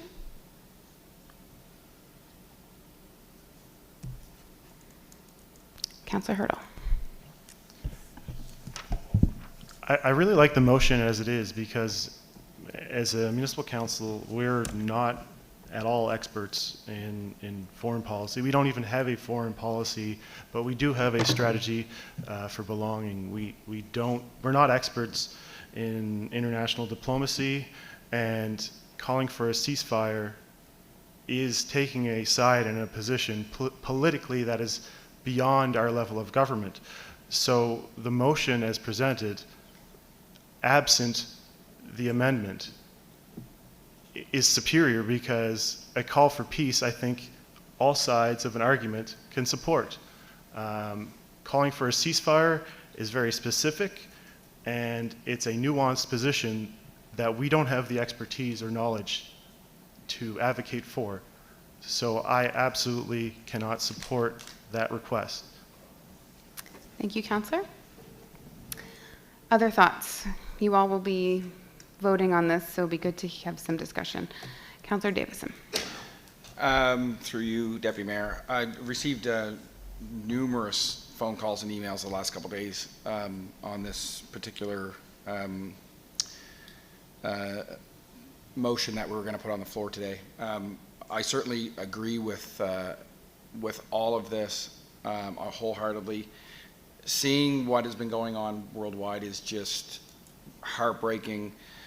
A call for I certainly love that that we're doing something here, a small municipal government that is willing to go to the federal government to request this call for peace. I don't mind the ceasefire that Councillor Killam has wanted to amend, strictly because they had a ceasefire for 4 days, and they for those 4 days, less people were getting killed, less people were being murdered, and less children were losing their lives. If we can get a 4-day ceasefire, we can get a 4-week ceasefire, possibly. We can get a 4-month ceasefire. We can get a 4-year ceasefire, finally. These conflicts have been going on for so long. Small things in life add up to big things in life. I wholeheartedly believe this. The small things that we do with our families add up to big things down the road. A small gesture to your kids, for them, when they get older, those small things that they pass on become big things. The little things in life matter. We're a little government. We don't have a lot to say. We're not professionals in any of this, but we watch the news, we see the suffering, and we know there are people in this crowd who are friends that I know that have business owners, some people I've gone to school with, and I firmly believe that a small voice could cause a big change. So I would love to see that there's a ceasefire put in that from what Councillor Killam had said, and a call for peace. We need peace. We need peace on earth. The world's gone to, you know what, and anything we can do, we should be doing it. So thank you all for sending me the messages today, and you're warming my heart by how much you care. So thank you. Thank you, Councillor. Next is Councillor Killam on the amendment. Thank you. I just wanted to read some of my thoughts that I had regarding this. I did send it to a couple of our councillors, and I just wanted to to speak with the public here tonight as to how I feel. I've received several calls from the Muslim community, and there is positive support for a ceasefire. And I hope we can write a letter to the Prime Minister indicating municipal units at the community level in Kings County and across the province support a ceasefire. The bombing needs to stop as hundreds of innocent children are being killed. Somehow peace needs to take place from both sides of the conflict. With the history of that region, it will be a difficult thing to achieve. But maybe if the communities at the local level throughout the world speak out, that synergy may spark the wick of peace, starting with a ceasefire. Kings County have diversity as an important plank in our strategic plan, which in my mind doesn't end at our Kings County borders. We are promoting peace between opposing religious communities, racial discrimination, war, and hate crimes, which are increasing at a very concerning rate throughout the world. We need to create a new zeitgeist for peace. Hopefully this will happen, and that's sort of my thoughts on this. So, thank you. Thank you, Councillor. Councillor Granger is next. Thank you, Madam Chair, through you. I just wanted to say thank you to everyone that sent passion to me over the last couple of days. Very important, because sometimes people don't realize what other people are going through. It's easy to look at, but it's not easy to understand. So I really appreciate all of the passion that I've received the last couple of days in emails and phone calls. As far as the motion that's put before us, I'm good with this. I don't feel a need to add anything or take away anything. I think this conveys the municipality's stance. Thank you. Thank you, Councillor. Councillor Meisner. Thank you, Deputy Mayor. As many of us know, these differences are not new differences. In many ways, this call to peace is generations behind what it should have been before it ever escalated to where we are today. Some of the things that have been happening recently are horrendous. The things that have been happening for generations are unthinkable for us.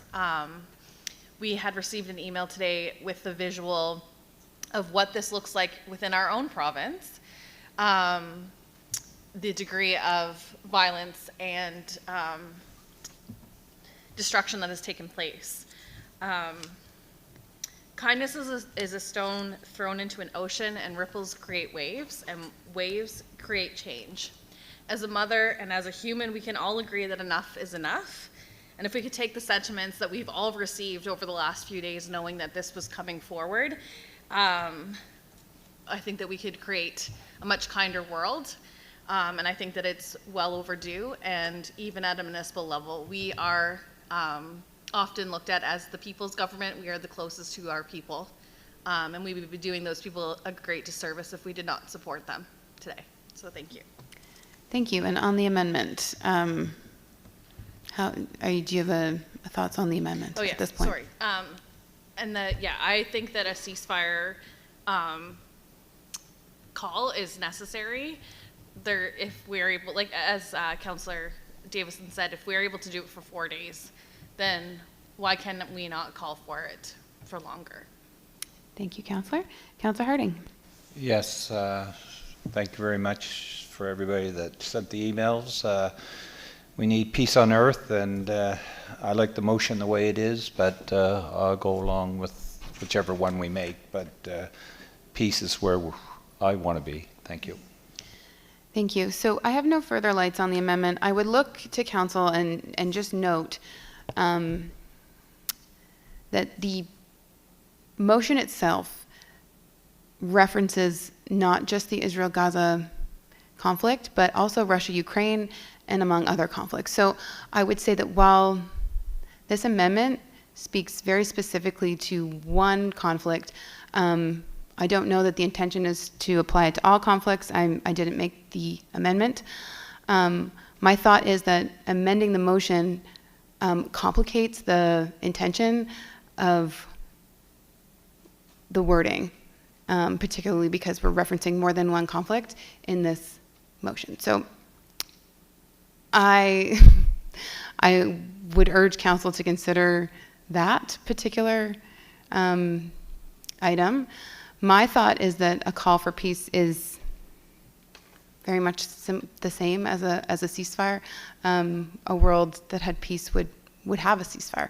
So my inclination is to support the motion as it is and not support the amendment.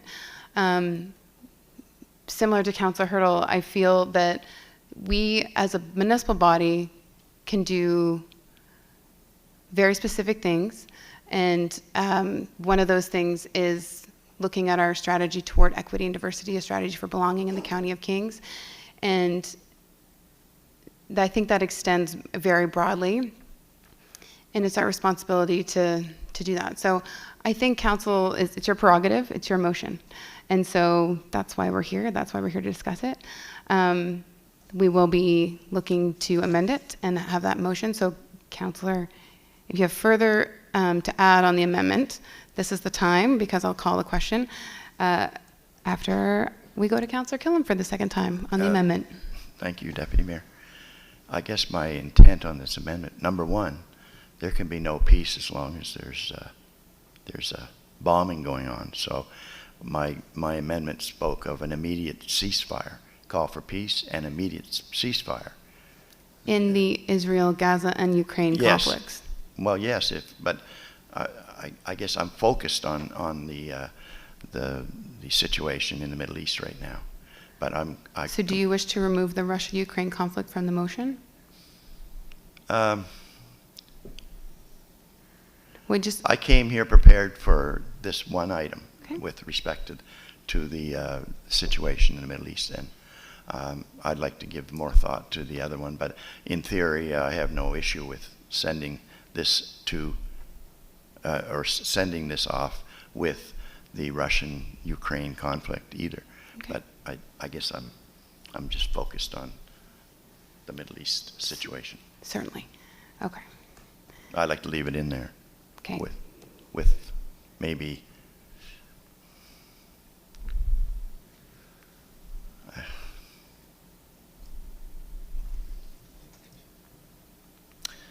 I have no issue as to leaving the Russian-Ukraine conflict in there either, but I guess I'm just mainly focused with the situation in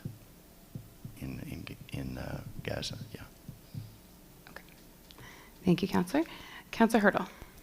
So I wonder if a ceasefire is called, and with that amendment, is the intention that we're asking for Ukraine to stop defending their territory? Are we asking for Russia to stop firing? What are we asking for when we're including a ceasefire in this context?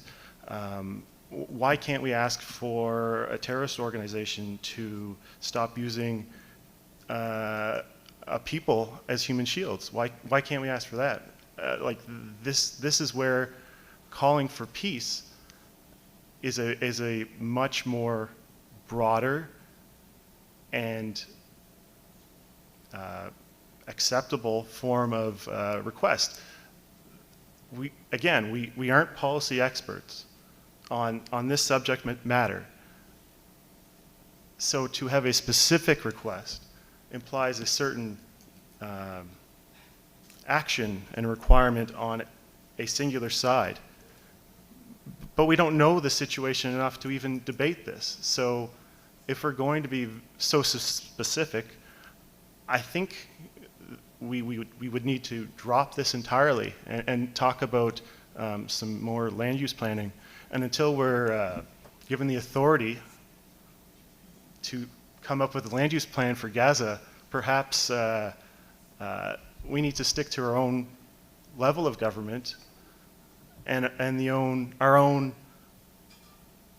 authority, which is granted to us by the province. Our province can't even put forward this request because it's so far outside of a request for a ceasefire, because it's so far outside of their objectives. They don't control any military assets. We don't control any military assets, but we can certainly put to put forward a request for peace. That's a sentiment. But to call for a ceasefire, do we even know what that means? Do we understand what we're asking? This is a thousands of Okay, year order, old... and we can't have anything from the gallery. Apologies. We cannot have comment from the gallery. This is a council meeting. So Councillor Hurdle, I'd urge you to conclude, get to the end of your Certainly. comments. But we cannot have comments from the gallery during council meetings, or I'll have to ask you to leave. We can't do it. This is a council meeting. Thank you. We're being asked to weigh in on a position on a conflict that is thousands of years old. Okay, well, we cannot, we can't. I'm so sorry. I'm so sorry. This is way out of a municipality's domain, as you can well understand. We meet at this table to discuss different things.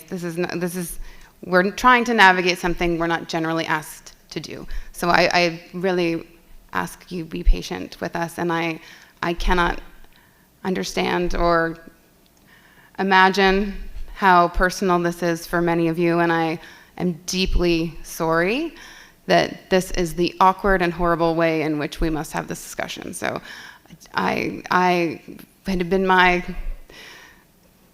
choice, it wouldn't be this way, but unfortunately, this is the council that's elected in front of you that is here tonight to pass a motion, and it's awkward and it's unenjoyable, frankly.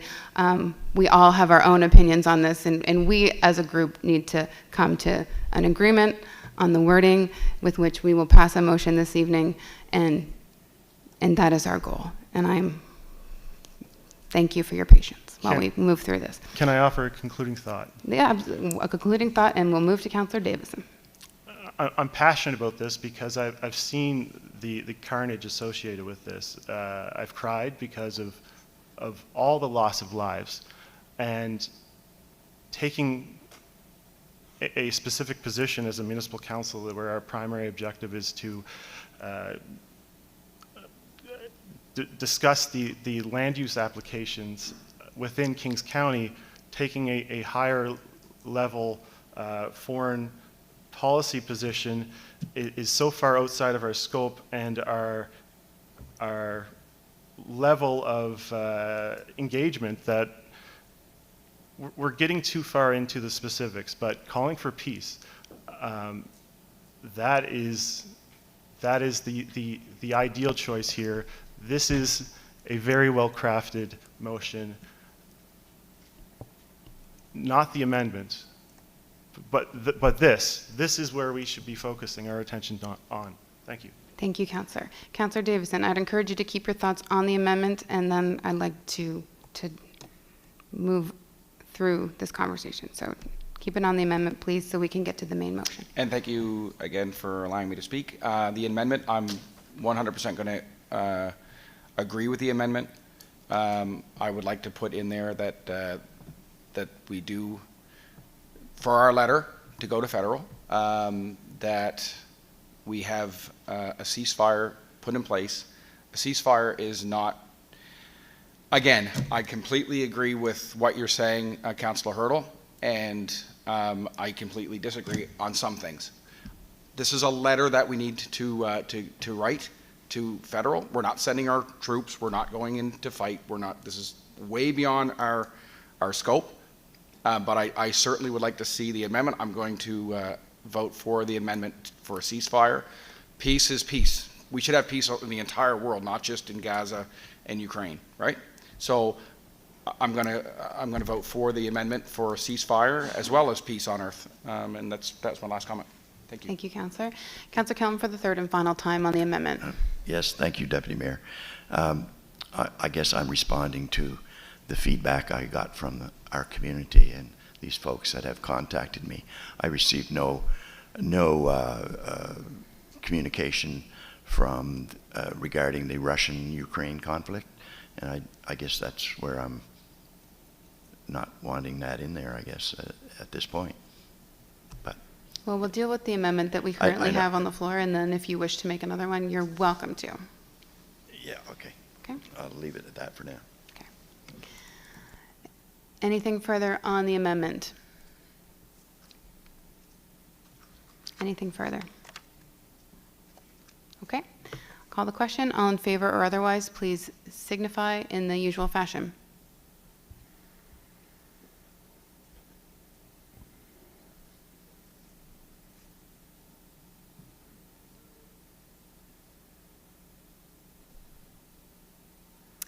The motion carries with 4 against. Thank you very much. Could we have a version of the new motion on the floor?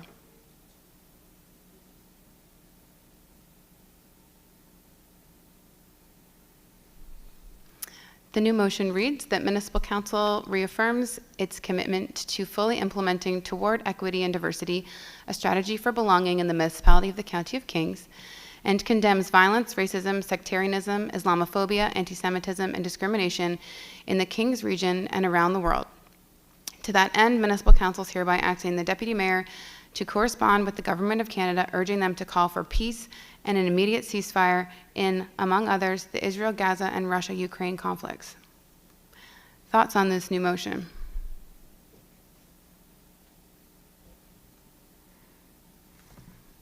Councillor Hurdle, for the first time on the amended motion.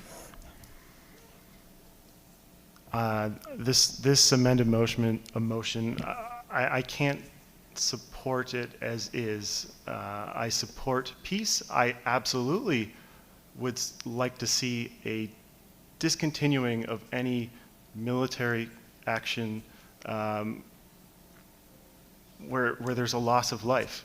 But my argument is, from this level of government, calling for a specific action is so far outside of our realm of responsibility or ability to properly advocate, that we would be doing a disservice not only to those in the room, those who've reached out to us online, but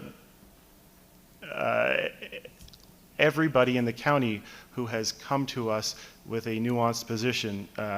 This can no longer capture a truly collective thought and experience, and now causes a internal conflict in which, if we adopt this motion, puts us on a specific side of a conflict that I feel is not our position to take as a county. My argument is specifically not around any sort of current action or military action. It's around our level of government even coming to a decision on a specific action that I am totally against. So as this sits, I will be choosing to abstain from voting. I will not cast a vote on this motion. Thank you, Councillor. And as I'm sure you know, under the rules of order, an abstention does count as a negative vote, but appreciate the sentiments. Further conversation on this motion? Councillor Armstrong. I have a problem just with the way the text reads. I am, of course, for a ceasefire. I want nothing but peace.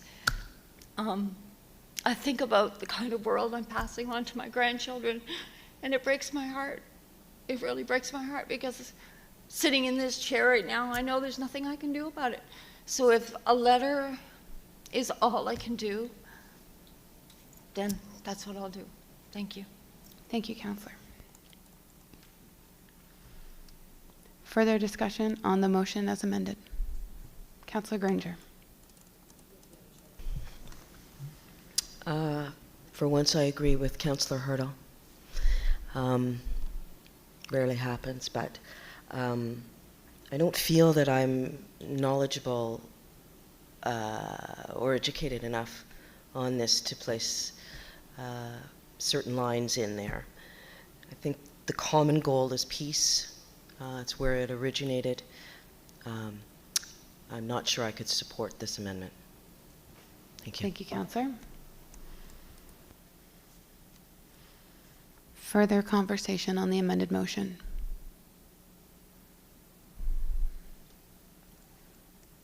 Councillor Davison. Thank you, Deputy Chair. I feel for what Councillor Armstrong just said, because I got a lump in my throat just having this discussion about my kids being into a world where there is so much violence. We are not professionals. This is something very small that we can do to not in the, we are not professionals in the wars in Israel and in the Gaza Strip. Yes, we are professionals. I'm a professional at lots of things I do. But this is just a small portion. And again, we're not gonna stop this war tomorrow. But this is a small portion of a municipal government that works with the people that are here tonight, feeling like we're doing something. If we don't do anything, why are we having a discussion? The amendment was for ceasefire. The 40 messages that I have in front of me right now, and I'm trying to read them all, and I'm trying to get back to people. It's just something small that we can do. If we could change the world, we would. We can't. I understand that. But we can at least try. We can at least go to federal and say, we have concerns. We want this done. Please fight for it. And I think that's all we're doing. I do agree that the amendment is the way it is now. And I certainly agree that the Deputy Mayor take this forward to federal and show that we support this wholeheartedly, and that we are trying to be at peace in this world. That's all I got. Thank you. Thank you, Councillor. Councillor Armstrong for the second time, and then Councillor Allen for the first. Oh, yeah, I forgot I pushed my button. I was actually going to see if maybe we could change it. The motion is council's, and a motion to amend is always in order. I was just wondering if we could maybe, because I understand the issue that some of us have with the reference to the Russia-Ukraine conflict. So I was wondering if we could correspond with the Government of Canada, urging them to call for an immediate ceasefire in the Israel-Gaza conflict and call for peace throughout the world. I mean, basically, I mean, we'd like to think that at this point, these two are the most pressing, but we know that's not true. We know that this is going on in places in Africa and India and, where different religions are fighting against each other. So I don't think we can be so naive to think that these are the only two. So I'm just wondering if maybe we could just change it. Yeah, and I actually believe if I have the consent of the mover and seconder, that would be a relatively friendly amendment to the motion. I would make that call from this chair if I have permission. Madam Clerk, could you remind me who moved and seconded this motion? And then we're going to go to you, Councillor Allen. Okay. Councillors Armstrong and Meisner, would you be satisfied to undertake those? Well, I guess Councillor Meisner, obviously you're the only one.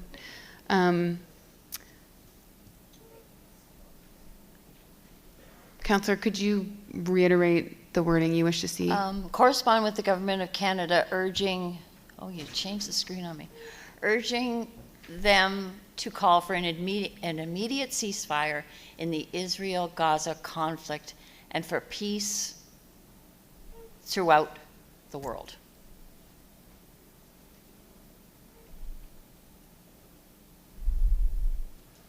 I know in the grand scheme of things, in this day and age, it's asking for too much, but I've always been taught to ask for too much. So I will allow that amendment. I think it's relatively friendly. We haven't voted on the motion, so we're not changing anything that anyone's already voted on by any means. So we will allow that wording rather than go through the awkward process of moving to amend it. Councillor Allen, you've been waiting. Thank you, Deputy Mayor. I am in favor of the amendment because the ceasefire would stop people immediately, hopefully, from losing their lives. So to negotiate peace sometimes takes a while. Ceasefire would stop. It would give time to negotiate. That's how I see it, so thank you. Thank you, Councillor. Councillor Killam. Thank you, Deputy Mayor. I look at this as a response to our community. And I also look at this as we are one municipal council, but there are other municipal councils that have already passed motions to this effect. And that I believe, as I mentioned before, if we can have this happen throughout the country, that our local communities and our local municipal governments are speaking with the same voice, it does send a message to our federal government, but also offers the support that's needed out there too, in spirit. And I just think it's important to do it, and I support it. Thank you, Councillor. Is there any further debate on the motion as amended? Councillor Hurdle? I've watched our federal government in question period for the last months, year, every day, every time they spoke, and numerous meetings, and we can't get our current government to call for a ceasefire, and in the federal role, they're supposed to be the experts. Why can't they?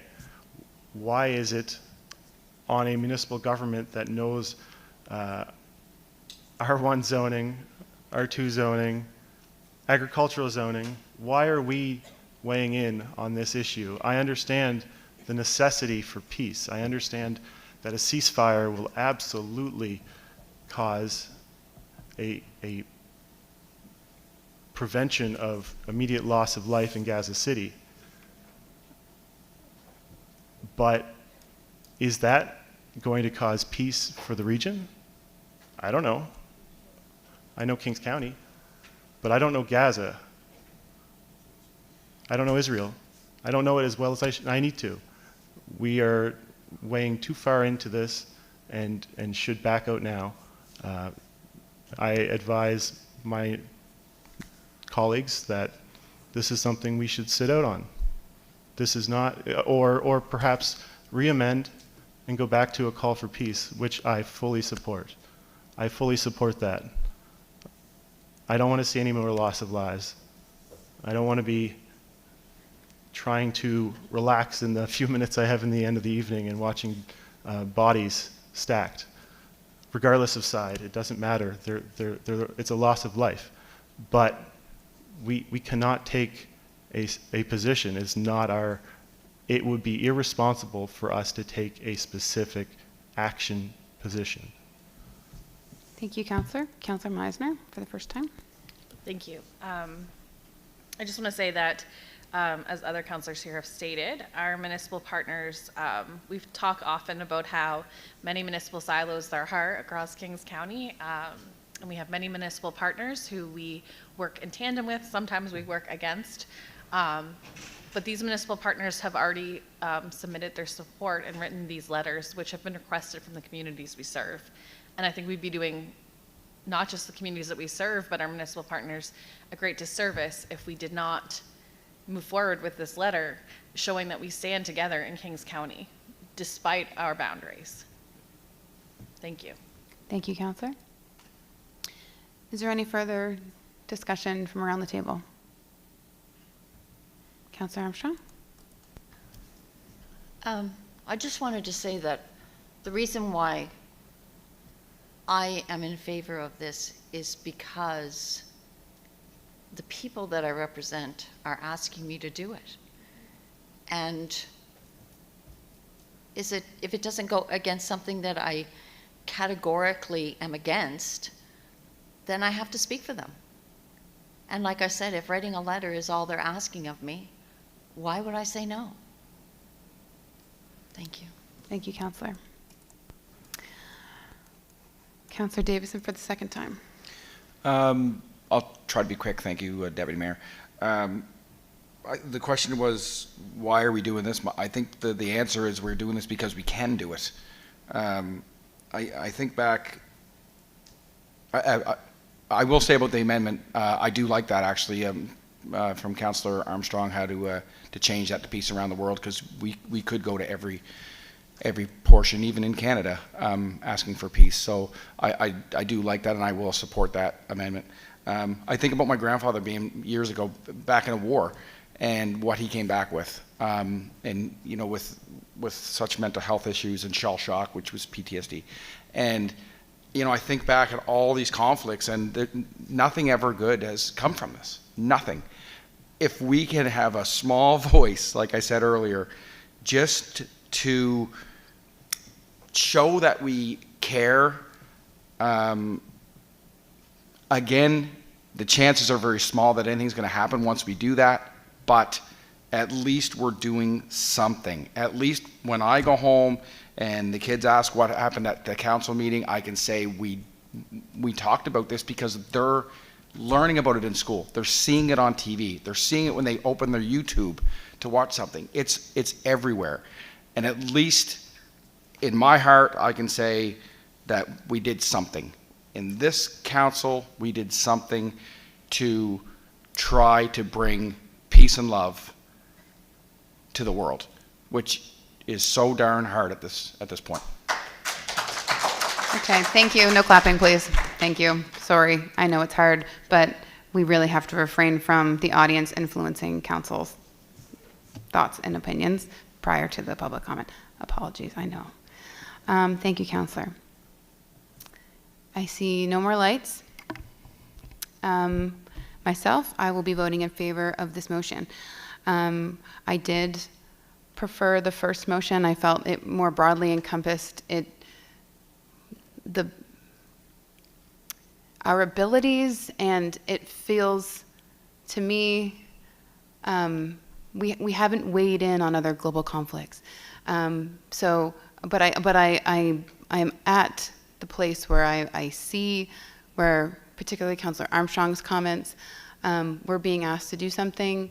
This is an important move something we can do, and I'm happy to support it today.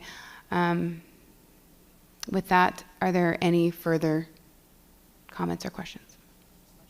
Questions being called? All in favor or otherwise, please signify in the usual fashion.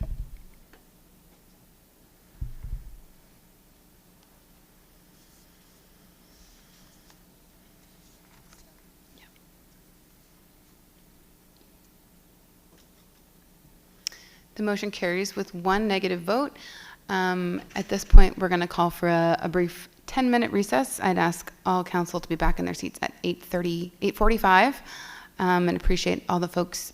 You're free to stay, of course, stay around to public comment, but I could use some water, and I think council could as well. Thank you very much. We'll be back in 10.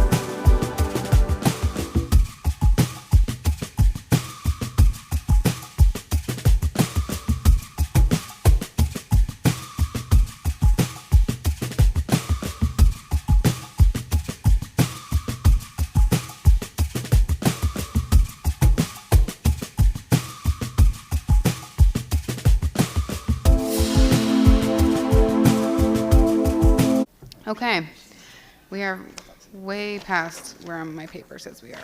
Okay, where are we? Item 9, Engineering and Public Works Services. Item A, Crosswalk Prioritization and Installation Policy. We have with us Director of EPW, Brad Kerrigan. Welcome to Council this evening. You have the floor. Oh, until I turn your microphone on. Now you have the floor. Thank you very much. First of all, through you, Deputy Mayor, thank you to Council for having me here. This will be likely my very first of very many RFD presentations that will come to you over the years. So I'm here today to discuss the fundamental need for crosswalks. We do have an active transportation plan, and crosswalks form a fundamental need as part of that AT infrastructure. Crosswalks help make communities and neighborhoods safe and complete. They form a natural extension of the sidewalk network. And as you've been able to review the drafted policy here, the crosswalk policy does closely align with the criteria, the same criteria used for municipal sidewalks.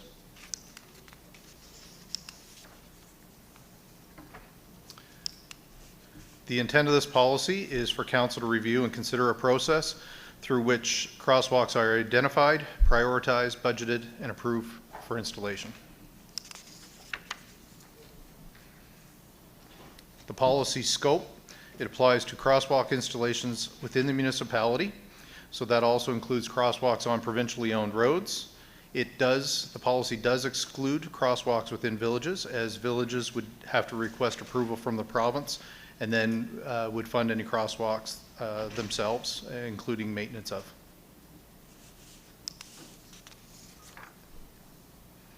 So to break down the identification when a crosswalk is needed in the community, myself as EPW Director would receive requests either from members of Council, the general public, or other internal sources. Majority of crosswalks are on provincially owned roads, as municipal owned roads typically would not see the volumes required to have crosswalks on a municipal owned road. So primarily they're on provincially owned roads, but that does not mean that they couldn't be on a municipal owned street. It's important to understand that Engineering Public Works can only recommend crosswalk projects to the province. And ultimately, approval for crosswalk projects for provincially owned roads lies with the Nova Scotia Department of Public Works, and it's specifically the District Traffic Authority that works for that department.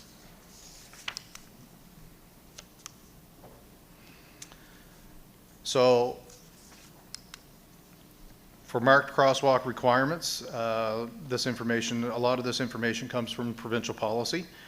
So provincial policy, the type of crosswalks may vary from very basic painted crosswalks that people are used to new flashing signals that are becoming more and more common throughout because they're very easy to see. But it also may mean overhead beacons that are on highly traveled roadways. It also allows for construction of roadside refuge areas, which are most often required. And in some cases, there may be additional advanced signage that's required for crosswalks. It's also important to note that the province can install crosswalks without the request of the municipality. For example, in school zones, the province has jurisdiction to add crosswalks where they see fit. So just to let you guys know, to identify council responsibilities. So with this, the council is responsible for approving municipal policy and also give consideration during annual budgets to where crosswalks would be located. So to reiterate that, council approves the policy and budget, and the prioritization or determination of which crosswalks are to be top prioritized is delegated to municipal staff through this policy. So staff's responsibilities are to follow the policy. Then myself or my delegate would maintain prioritized list of projects. The list is based on a policy scoring criteria that's outlined in the policy. I would also obtain project cost estimates, and those estimates would be presented to council during annual budget deliberations. So this is the same process that is used currently for sidewalk construction projects. So the next slides here, I'm not going to go through in a lot of detail unless there's any questions later. I stuck them in here for reference for me. But as you can see, there's a three-part criteria. One is social criteria that is weighted. There's an environmental criteria that's weighted, and a financial criteria that's all weighted in the determination of the prioritization of which sidewalks are being recommended to be done first. So out of current sidewalks, or sorry, current crosswalks that have been already requested of the municipality, there's a couple that are already in the queue. There are currently 6 requested crosswalks that I've been brought to my attention. 2 of those 6 do remain in or within villages, so they're not within the municipal scope. The list that we currently have is not completely prioritized, and as of right now, we've already started the process, so the Provincial Traffic Authority is currently reviewing requests to determine whether crosswalk is actually allowed on the requested locations. So approval of this policy by council will enable staff to prioritize the list and then allow us to get costs projected quickly to council. Won't take long to put costs together. And a lot of those costs will depend on what is required in the sense of by provincial policy, whether there's flashing beacons required, whether a painted crosswalk is sufficient, whether there's an overhead structure required, and if there's any need for refuge areas at that crosswalk location. So financial considerations, those costs will vary based on the location and the provincial needs.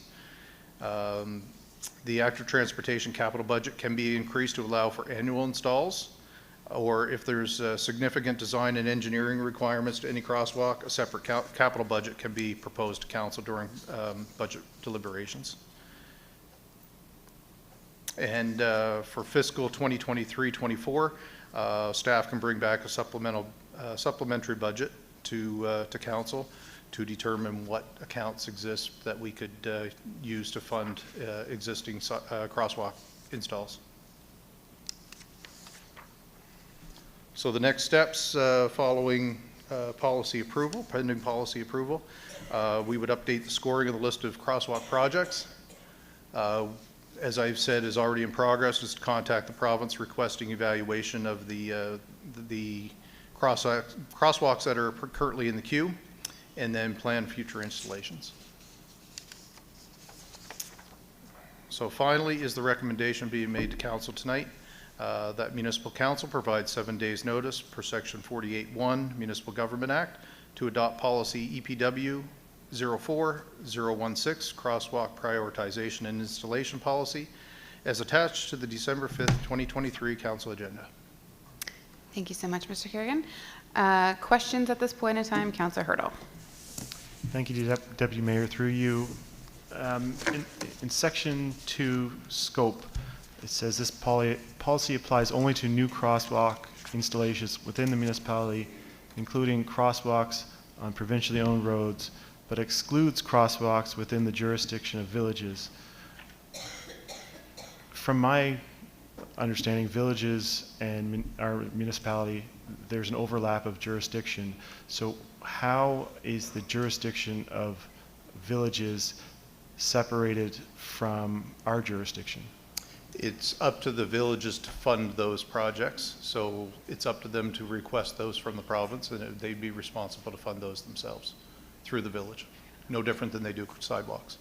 So for full clarity, if there's a request in for a crosswalk and that crosswalk is within a village, that is then considered the village's jurisdiction and would default to the request of the village as opposed to us? That's correct. Thank you. Thank you, Councillor. Councillor Granger, questions? Deputy Mayor, just wondering, with the cost of installation, maintenance, and upkeep, if we are considering solar as opposed to good old-fashioned light bulby? In my past experience, many of the flashing beacons can be purchased with the solar lit, so that they're solar powered, so that even in a remote location, you don't need to tap into Nova Scotia Power. They can just, they're basically self-contained. And is that a priority for the municipality? Yes, we would look at those for sure. Excellent. If I may, another question, Madam Chair? Absolutely. Thank you. I was also wondering if, upon large development planning applications, crosswalks would become vital. I'm wondering if they could trigger something that would marry the two almost immediately. So when there's a larger planning application, the sidewalks are a consideration right away. Certainly something that could be looked at. I can discuss that further with the Director of Planning and see where we can go with that. That would be great. Thank you. Thank you. Thank you. Councillor Allen? Thank you, Deputy Mayor. My question is the placement of a crosswalk anywhere in the municipality of Kings. It has to be approved by the Department of Transportation, the location first? If it's on a provincial street, yes. And if they don't approve it, it's not going to happen? It would have to meet their policy, so we can't install a crosswalk in a provincially owned road if it doesn't meet their criteria based on their policy. Okay, thank you. Thank you. Councillor Hurdle? Thank you, Deputy Mayor. Through you, prior to this policy, I have a request in for a crosswalk that I know exists within a village. Does that depreciate the request? Does it bump it down, or is that sitting outside of the priority list? I believe as it's funded, I don't want to overspeak on this, and I stand to be corrected if I need to be. Being not our jurisdiction, it really would be based on the village to set their priority on that, not within our 6. So our prioritization would be based on, for example, right now with the 4 that are within our jurisdiction, it would be up to the village to set their own priority for theirs, since they are the ones funding those. Thank you. Good question, Councillor. Any further questions? In terms of procedure, we're at 9 o'clock. We do have a policy, a meeting and procedure policy, that does sort of dictate that we do generally try to end our meetings by 9. That being said, we got a ton of stuff left on the agenda and a ton of public here. So what I would do is just ask council if we would consider moving public comment up to this point in time, pending anyone that is here to speak on the contract extension for infrastructure maintenance services or the fire and recreation area rates. If you would like to speak on any of those items, please stick around. We'll have a second public comment. Before we get to that, we do need to move this motion. Councillor Hurdle? I'll move that we open up the public comments. Okay. Not yet, sorry. We're going to do this motion first. Okay. Okay. The Municipal Council provides 7 days notice per Section 48, subsection 1, Municipal Government Act to adopt policy EPW-04-016, Crosswalk Prioritization and Installation Policy as attached to the December 5th, 2023 Council agenda. We have a mover of the motion, Councillor Davison, seconded by Councillor Allen. Any comment? I have comment from the chair if council would permit. I really like this policy. I particularly like that it's tied to the active transportation policy. My one concern is the low scoring of public safety in the social criteria, and that it's because I was actually hit on a crosswalk, and I know someone who was hit in a crosswalk just this weekend, and I think we rely on them too heavily, and we don't consider public safety enough in general when we install them, and that there's things we can do around road design and speed control and all those types of things to protect folks who are trying to walk and drive in our community. So I will leave that with you, and in general, as we move through this, I would like to see public safety be more front and center in these policies versus some of the other criteria. But that's my only comment. I'll still be supporting the motion. Councillor Killam. Thank you, Deputy Mayor. I just want to make a comment regarding crosswalks and pedestrians safety, and one of the items around that would be if there could be a sign that says turn off all devices upon approaching a sidewalk, because I've almost hit people because they were texting or on the phone and not paying attention and zip right out in front of you. And I just thought I'd mention that. If it's kind of hard thing to enforce, but at least awareness. Sure. Thank you, Councillor. Okay. Any further comment on this motion? Seeing none, all in favor or otherwise, please signify in the usual fashion.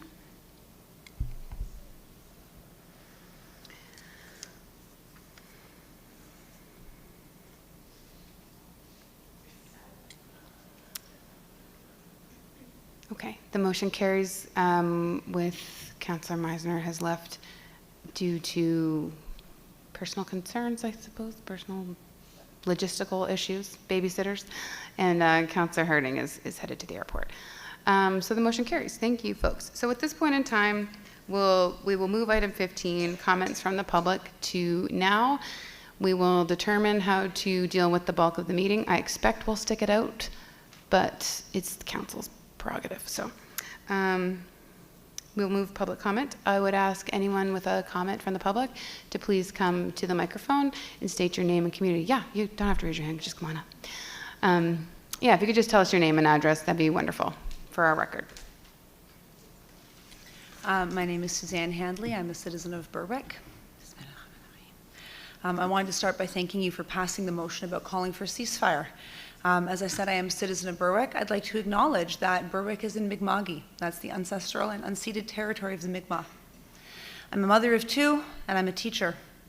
And a week ago, a fellow teacher, Rachel Creaser of KCA, sent a letter to the town of Kentville to encourage them to write to Prime Minister Trudeau and call on him to support a ceasefire in Gaza.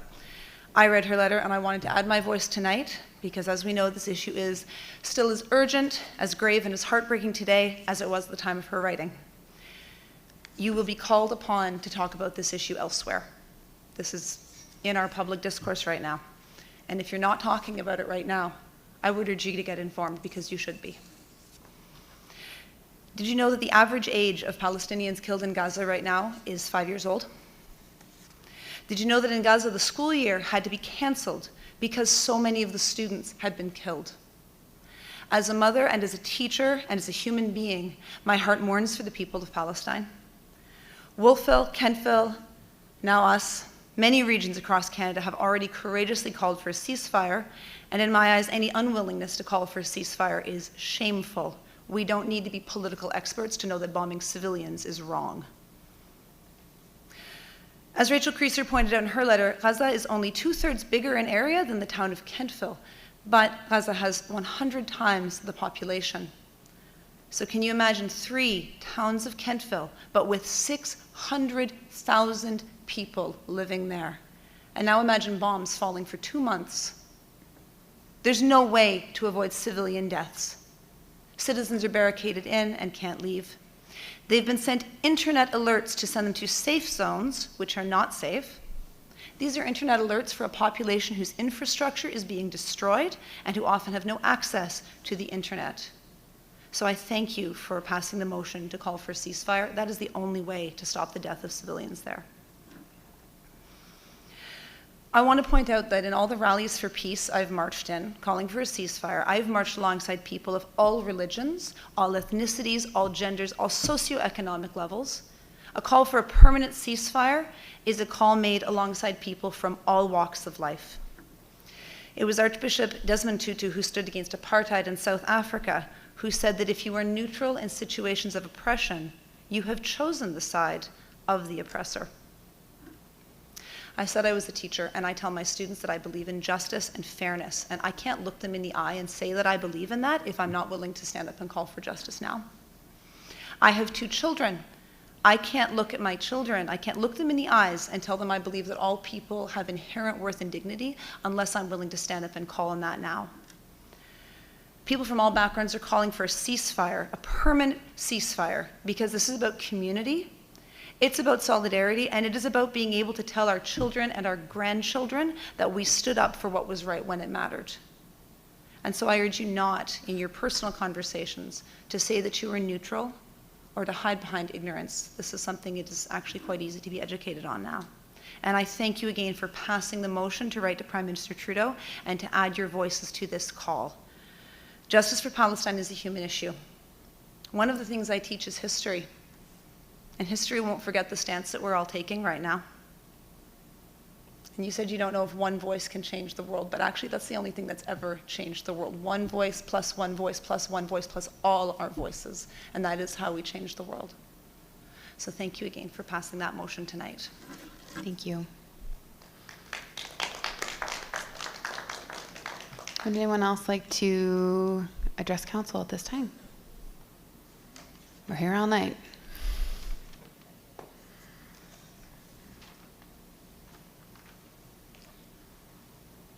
Thank you, Council. My name is Bronson Jodry. I reside in District 5 in Morristown. I'd like to speak about the proposed wilderness area and the letter of support to the Blomidon Naturalist Society. I'll give you a little background on myself. I'm a forest technician. I work on private lands in the local area, and I'm a farmer.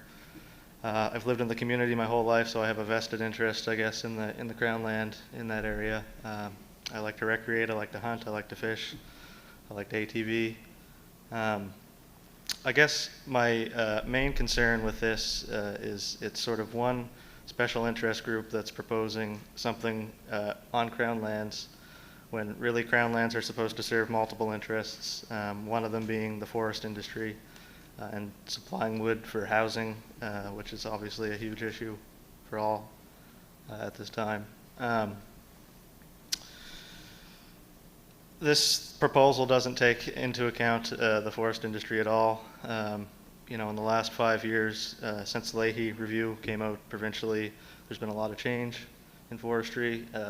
Ecological forestry is now the name of the game. Clear cutting's almost off the table. So some of the species at risk that were identified in the Blomidon Naturalist Society proposal would be protected anyhow under the existing Leahy review strategy for managing Crown lands. I think that our province, our provincial Department of Natural Resources has done a really poor job of talking about how they're implementing the Leahy review, and so there is sort of a public misconception that forestry is bad, but I'm here to tell you that it's not. And I'm a face staring in, you know, here at you tonight that I make my living from the forest industry. And a proposal like this that takes more Crown land out of production directly threatens my livelihood and my job. And I've fielded a lot of, you know, calls and concerns from neighbors about this issue, you know, sort of as the expert in the local area. And, you know, there's concerns that are wide-ranging, you know, around recreation particularly, but jobs as well. And I would propose that council should perhaps think bigger with this, as opposed to maybe a wilderness area. We could look at developing a community forest. The groundwork has been laid for that in the Medway Community Forest in the Caledonia area. If the county really wants to get involved with forestry, that might be a better strategy as opposed to appealing to one special interest group. Thank you. Thank you, Bronson. You can clap for each other, just not for us.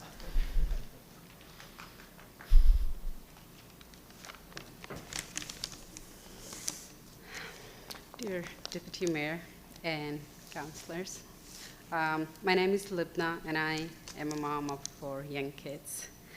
I live in Kentville, and first of all I want to say thank you for passing that motion. Thank you so much for that. And the reason I was here to urge the council to support the call for ceasefire because as a mom, I'm deeply concerned about the innocent lives of children lost in Palestine.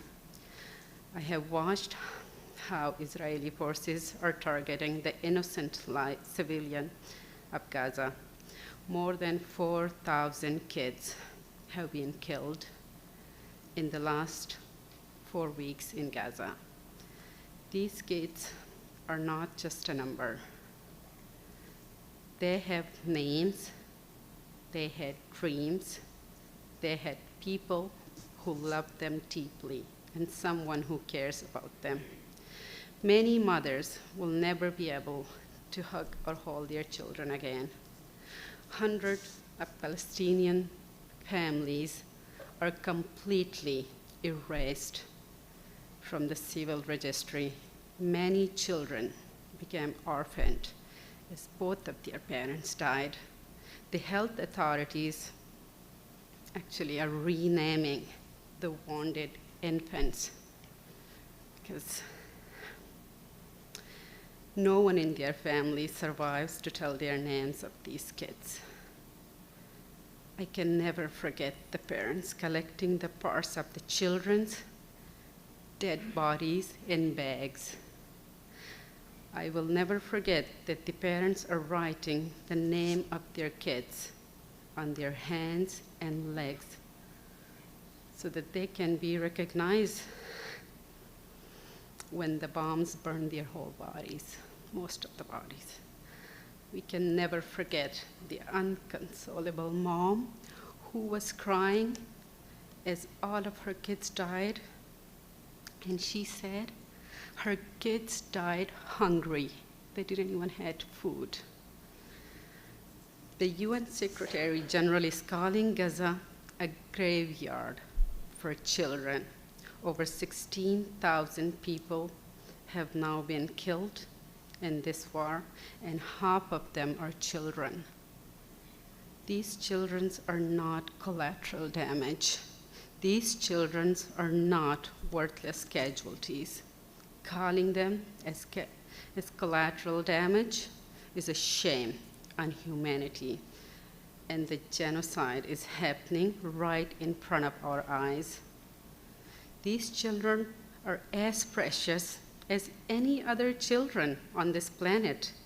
They have not done anything wrong other than that they were born in an occupied land. They don't just deserve to die, but they deserve to live free.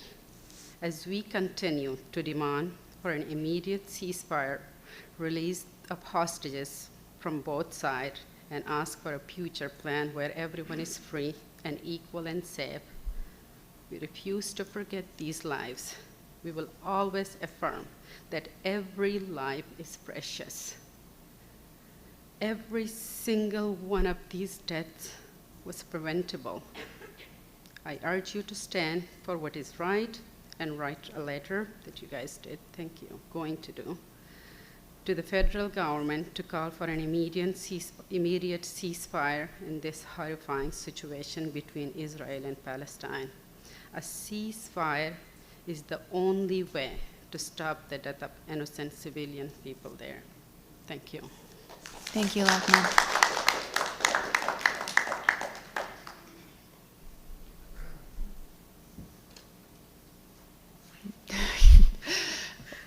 The traffic jam. Sorry. Okay, hello everyone, and thank you to the Council Committee for passing the motion for a call for a ceasefire and also giving us a chance to speak and express our concerns and feelings. My name is Shaima Badawa. I live in New Minas. I am a first-year biology student at Acadia and also the representative of the Muslim Women Committee in the Valley.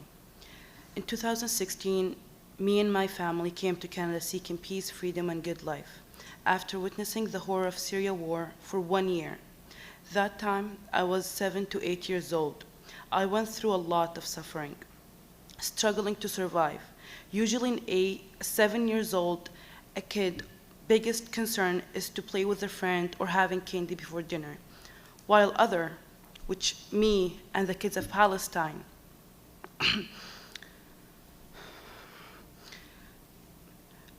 our wishes are to escape from the death and not to die from hunger.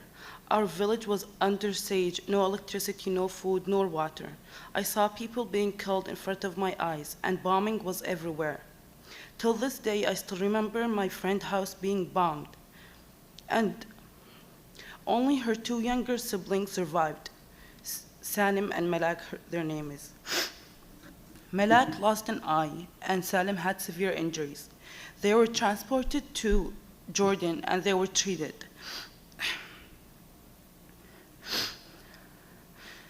Now Malak lives in Jordan and her brother lives in Syria, living far from each other, with no family or parents or anyone they know. They just live in a world by themselves. That was just a part of what I had to go through 1 year living in war. Now imagine Palestinian children living through this for 75 years. Living through occupation and ethnic cleansing of Palestinians started from 1948, not only from October 7th. We have to remember this. Thousands of children in Gaza have been killed, and thousands of children have been imprisoned over the years by Israeli militaries. Those innocent children, life matter. They have a life, dreams. They would have chances better than me if the international community protected them. All we are asking for is to stand with humanity and peace by ending the siege on Gaza and stop imprisoning children from everywhere in Palestine. History will judge our response. Your response, my response, everyone's response.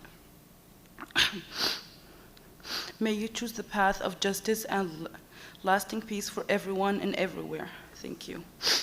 Thank you.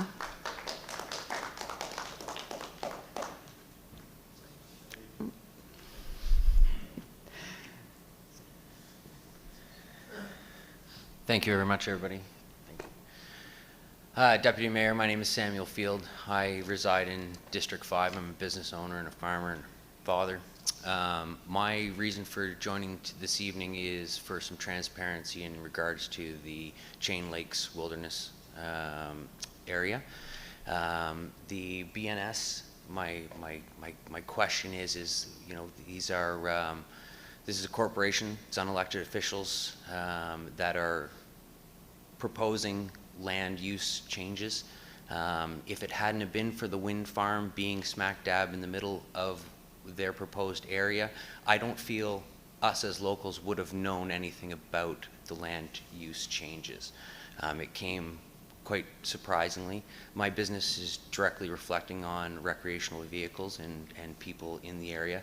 Our local area really needs to be supporting tourism and backcountry activity out there. I feel by abolishing the land use for general public as they see fit can be incredibly harmful. There's plenty of well-placed procedures in all the industries that they are listing to not allow in the wilderness area that spend lots of time and money investing in proper mediation of the lands, and that is that's my number one reason, is to understand a little bit more about the Blomidon Naturalist Society and who funds them, where they're getting their direction from, why they've chosen to focus on that land, and not inform the community properly in regards to what their agenda is. So that's my 2 bits on that. Thank you very much. Thanks for coming out. Thank you. So supportive, everyone.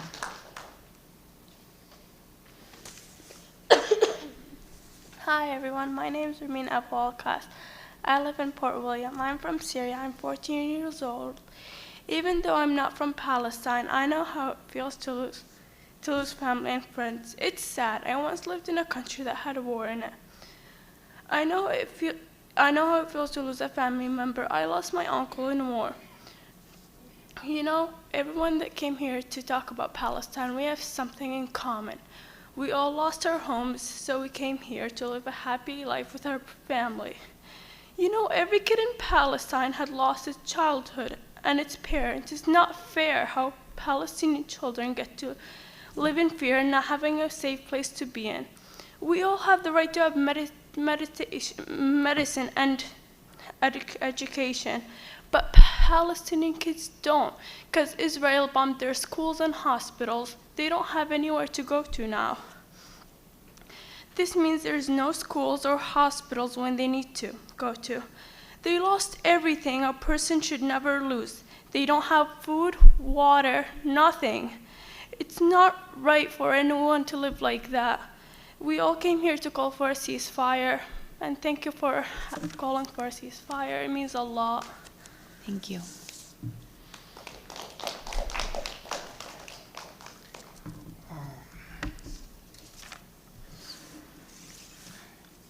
Deputy Mayor and member of the council. My name is Saeed Akonde. Firstly, I would like to thank you for passing the motion to call for ceasefire in Gaza.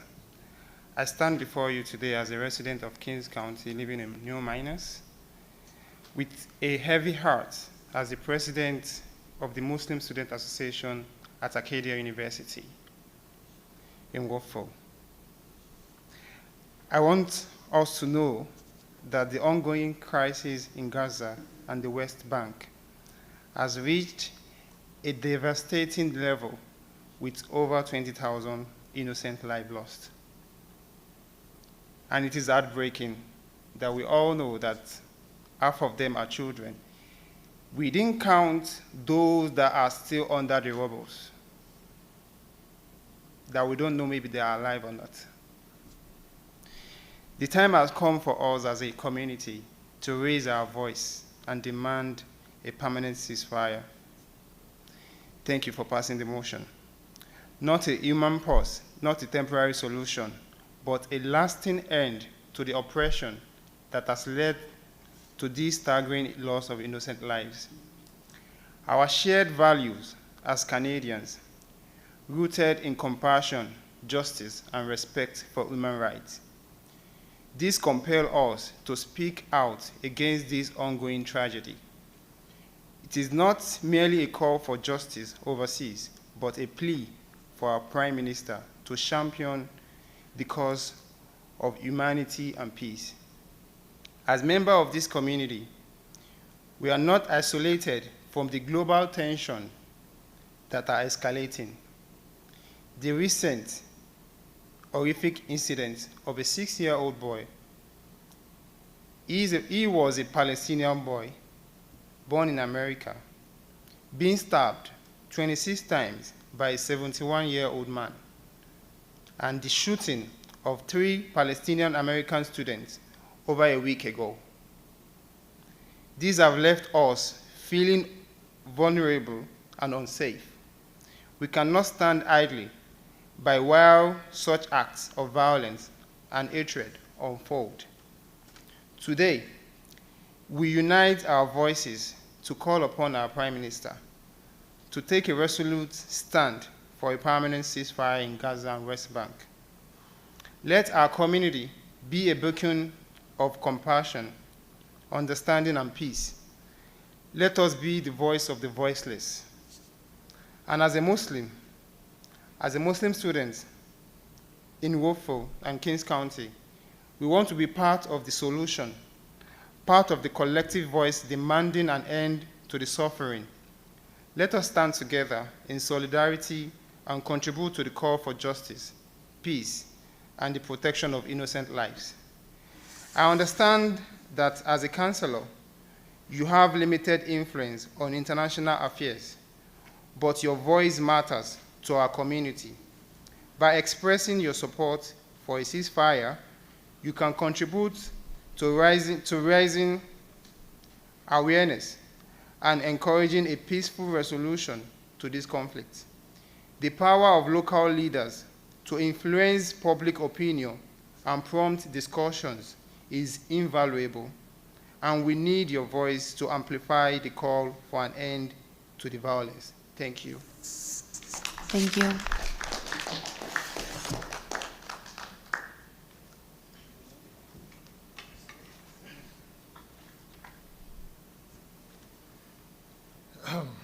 Thank you, Deputy Mayor. Thank you, councillors.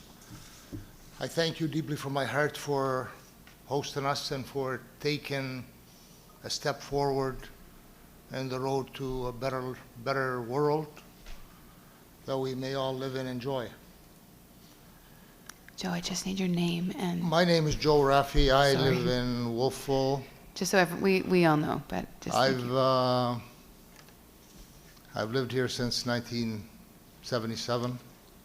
I raised a family here. My kids all went to school, maybe with some of you, and we've lived in this community for a long time. We've employed a lot of people. I've got alumni all over the world. I've supported Acadia, I support Wolfville, I support Kings County, and we're all one. I give back to my community. I love my community. I love you guys.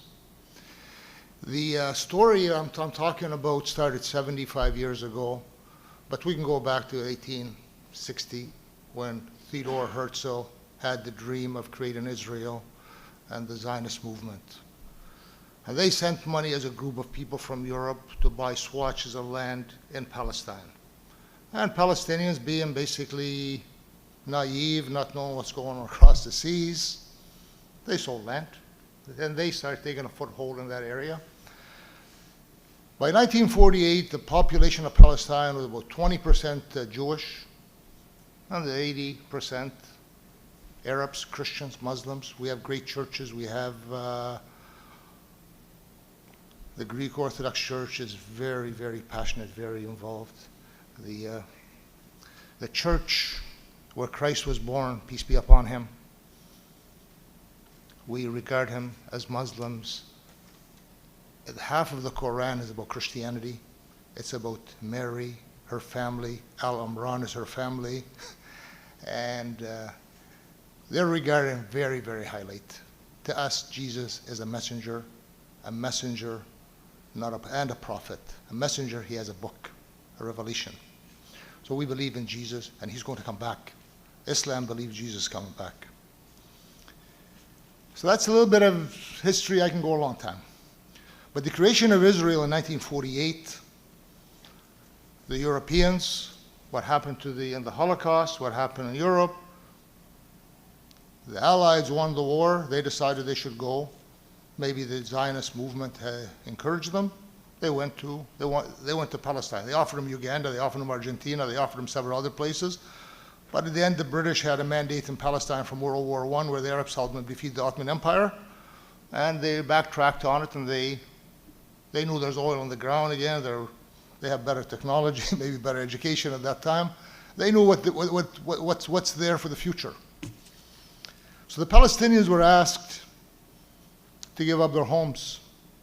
The world here was told, we have people with no land. A place where, a land, so that we found a place with no people for a people with no land. Meaning, European Jews had no land, and there's empty land in Palestine. But I want to ask you all, was Jerusalem there? Was Naples there? Was Bethlehem there? Was Haifa there? Was Jaffa there? Palestine had, according to President Truman, 5 or 6 million people. Palestine in that time, they had the biggest bank in the world called Bank of Intra. They were civilization. They contributed to the welfare of the world. Pilgrimages went there. They have a very happy society. The Palestinians today in that end of the world, even today, they're the most educated, most highly educated people. They pay every penny they have to educate their kids. So they're not stupid. But they were told to leave this half of the country to go to that half. Guess what? If I was to tell you, Council Joel, you have to leave your home and give it to this Syrian family, how would you feel? And you get pushed out, you say?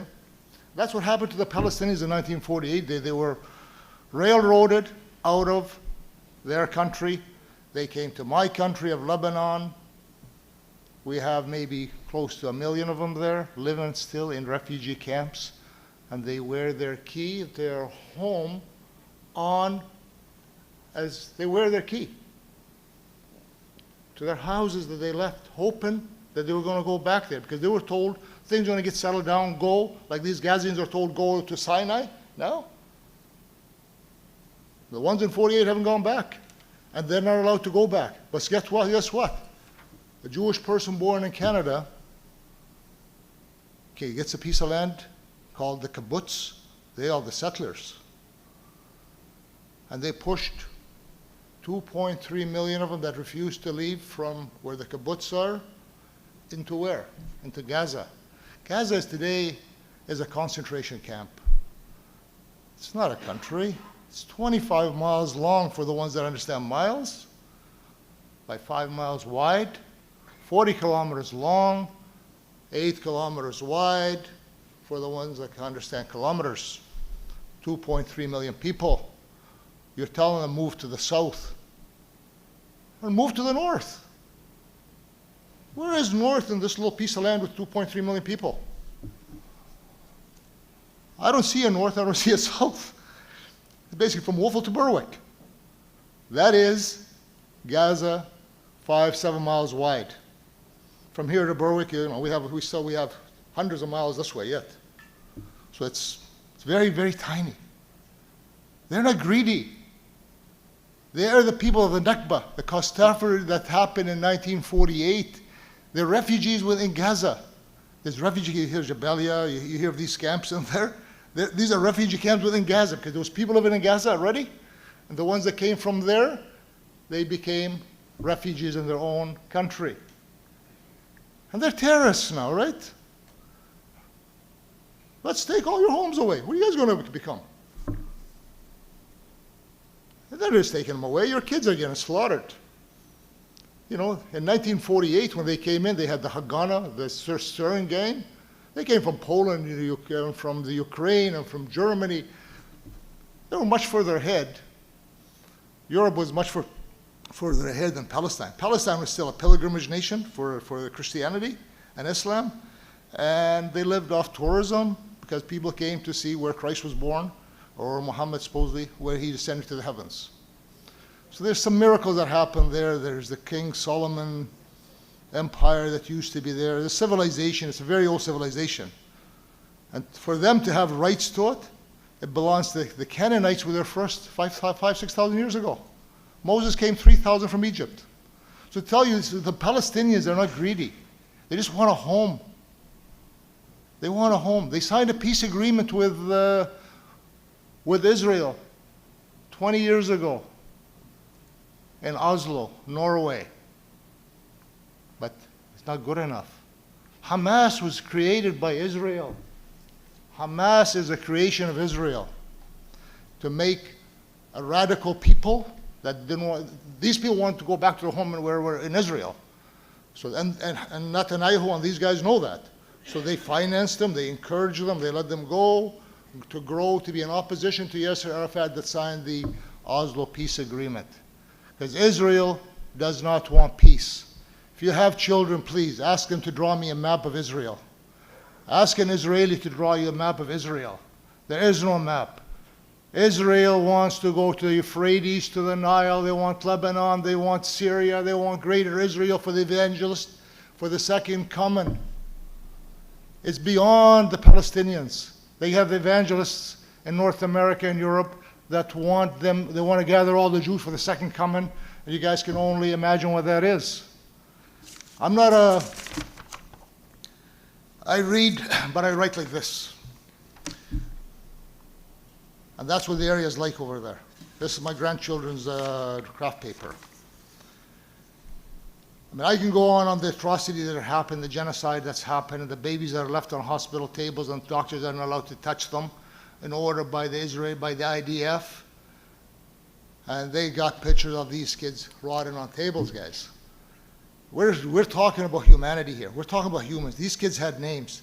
They had people that love them. There's doctors. The UN get them bombed. 137 UN workers were killed. There's thousands of kids. I mean, I can't say these women spoke very elegantly. It is a disaster. And it's not the fault of the Palestinians ever, not one iota. Hitler was the problem. Germany should have been, a piece of Germany should have been carved and they should have stayed there. They came there and it became the Palestinian issue. We could just keep it.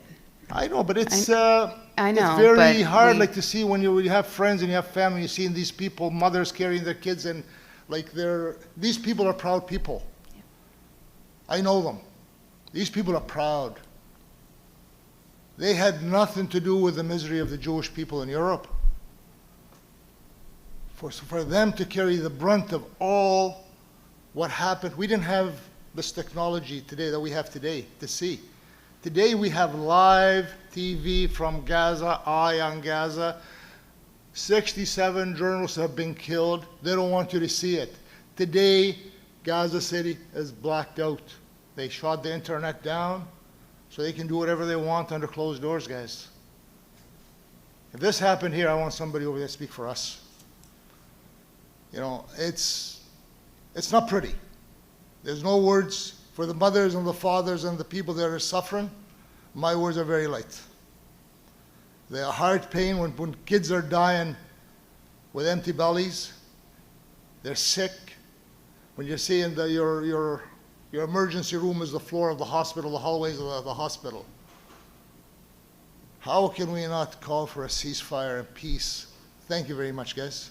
I can go on. I know your time's valuable, and I really appreciate it and your humanity, and Mr. Killam for your motion and the support, and all of you collectively make one great body. We feel warm here.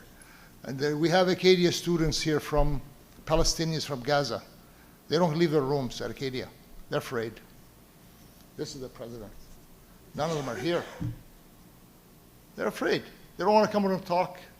Their parents live in Saudi Arabia. People take sides there. They're afraid, and they can get really hurt. You can take sides. You know, we're peaceful. But over there, you take sides. You know, there's vindictiveness that happens. And we are their voice. We are the grassroots. We pay Trudeau to speak for us, Mr. Hurdle. You know, the U.S. and the lobbies they've grabbed him and they're twisting him around. He doesn't know which way he's going. I understand that. I feel bad. You know, I wouldn't know what to do the way I feel even if I was in a position if I had the weight of the U.S. on my shoulders.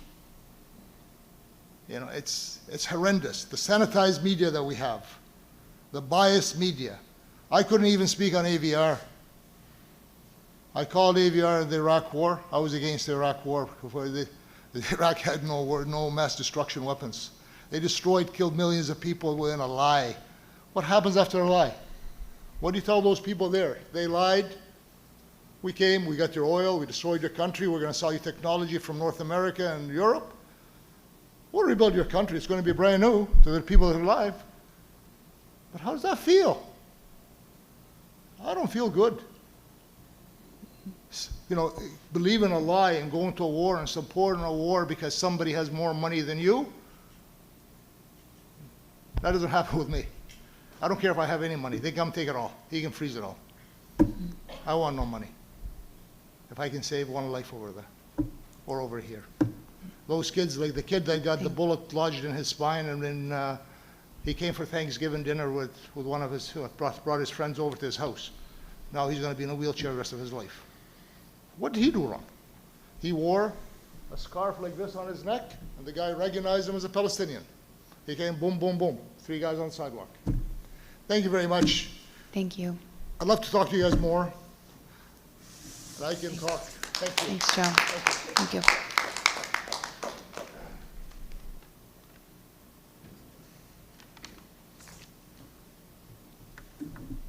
Look, the younger generation just knows how to use technology. It's amazing.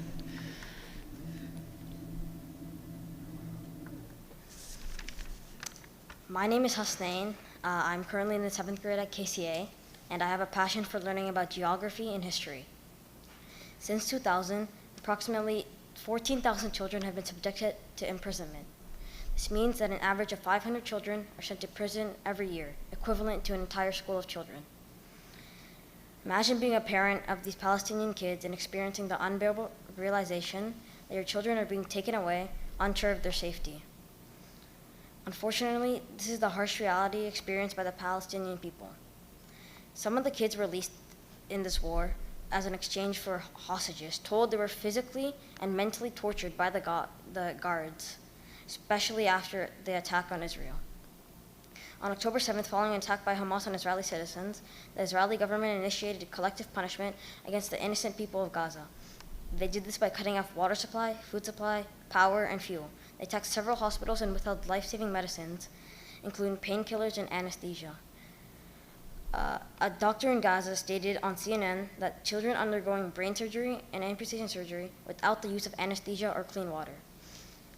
Without anesthesia, the children are in great pain, screaming for their life. And without clean water, the children's wounds are filled with filth and maggots. It is concerning when countries like Canada, which advocate for human rights worldwide, align themselves with Israel, despite their war crimes stated by UN Human Rights and other international organizations. It is crucial to acknowledge the circumstances of these families and consider the profound impact of the situation on them. We cannot afford to wait any longer. 7,000 children have died since October 7th. One child dies every 10 minutes. This means even if we wait one more day, 150 kids will die whom we could have saved within 2 months. The population of Kings County children would have died in Palestine. We must end this war now to prevent further deaths and sufferings. I would like to thank the Kings County Council for going through with this motion. Thank you for your time. Thank you, Wasim.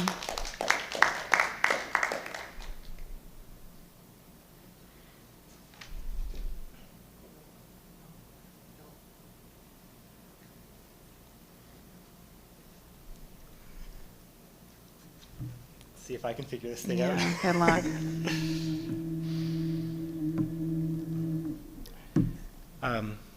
Deputy Mayor and Council, I've got a bit of a traffic jam in my head of all the things that I'm feeling in response to this. I'm just going to pick one thing. Start with your name. I'm so sorry. It's okay.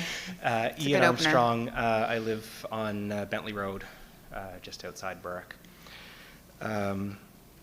I'll try to just keep it to one point that hasn't already been covered so thoroughly by so many others. That the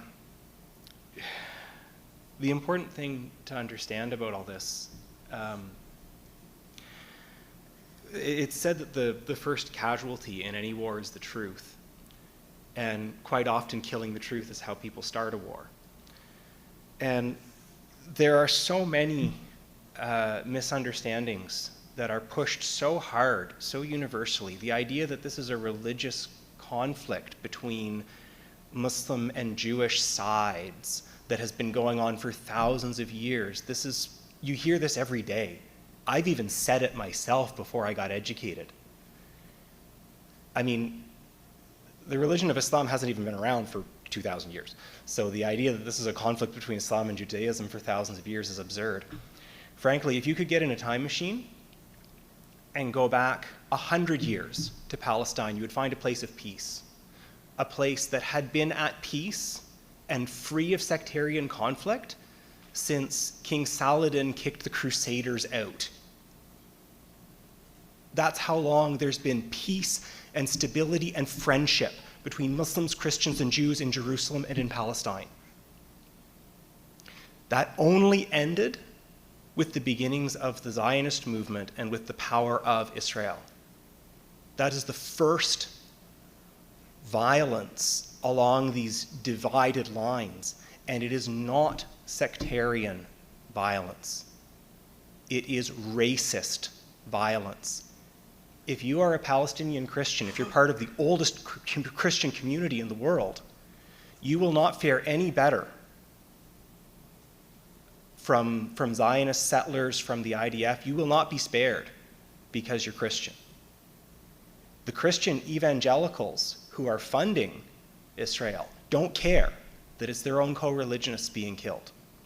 The courageous Jews in groups like Independent Jewish Voices, Jewish Voice for Peace, the Women of the Wall, all of these Jewish voices and most of the Orthodox Jewish scholars still hold to their traditions, which entirely oppose the actions of the government of Israel. Thou shalt not steal, thou shalt not kill, thou shalt not oppress others, for you know the hearts of strangers, you were strangers in Egypt. These are all the teachings of Judaism. This is what Judaism is.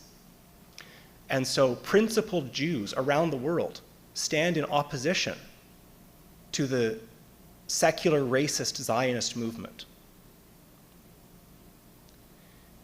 So this is not a religious conflict, this is not a thousands of year old conflict, and this must be understood by people because this is used to divert attention away from the reality of the issue. Thank you. Thanks, Ian. Anyone else wishing to approach the microphone tonight?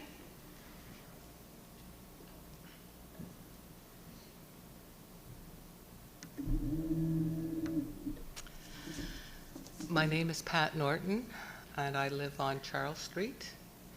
And I note with great interest the time and attention and care and concern that you have all given and we have all given to our brothers and sisters in distant parts of the world.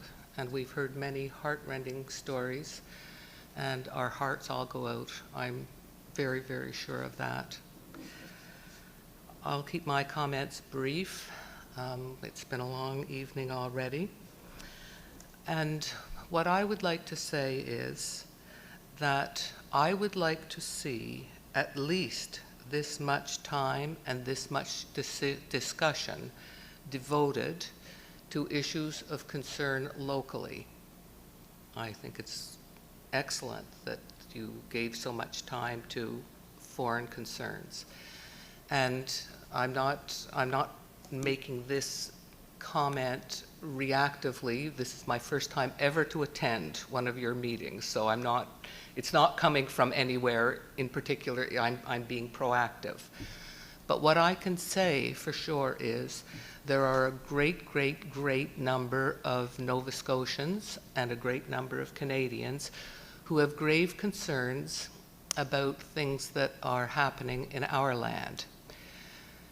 And I think as we heard some of the history of what has happened in Palestine and Israel, you know, that was an area of the world that started with people getting along and living peacefully side by side, and bit by bit, we now have the situation that we have.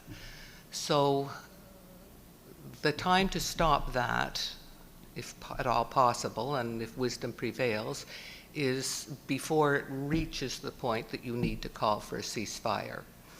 So I would just like to make reference to some of the comments that were made and ask that we hold them before us as we will be moving forward in this province and in this country, trying to address concerns that we have that are leading us down a path that may not be the best path for us. Some of the speakers who spoke of the need to stand up for what was right, that justice was important, that compassion was important, that respect was important, and I'm going to call on all councils in this province and in this land to treat all people who come before them with those qualities. I regret to say that that actually has not been the case, and I'm not speaking to this council because it plainly has made a lot of time to hear from people. But I can tell you from my own personal experience and from the experience of many friends of mine that in various places in this province, when a person wants to come forward and make a presentation on a concern they have about a direction that our town or county or community might be taking, it's very difficult even to get on the agenda. We're put off with a variety of different excuses, I guess I'd have to say. And if we are fortunate enough to get 10 minutes, it's to the clock. I made a presentation one time and I had the mic turned off on me and my slides stopped. And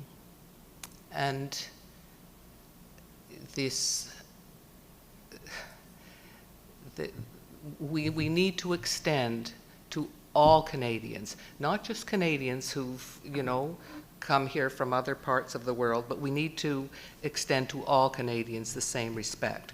I want to highlight a couple of comments made by the councillors here and ask that we just continue to hold these before us. Councillor Armstrong, I said, I believe, that the people that I represent are asking something of me, and why would I say no? And I think that that's a fair statement. Dick Killam said it is important to respond to our community. That, I think, is something that we need to remember. What else here? Well, I guess, Kevin Davidson, one small voice could be the cause of big change. I hope this is true, because, you know, there are individual citizens in this province and in this county who would like very much to come forward and make presentations to our various councils, and we would hope that we would be able to make appropriate changes. It's very easy to solve the problems of other people or other countries or other jurisdictions, and it's much more difficult to solve our own. But I think that if we can remember to extend to all of our citizenry the same courtesy and respect, that will go a long way to helping us deal with problems that are more immediately on our own doorstep. Thank you. Thank you.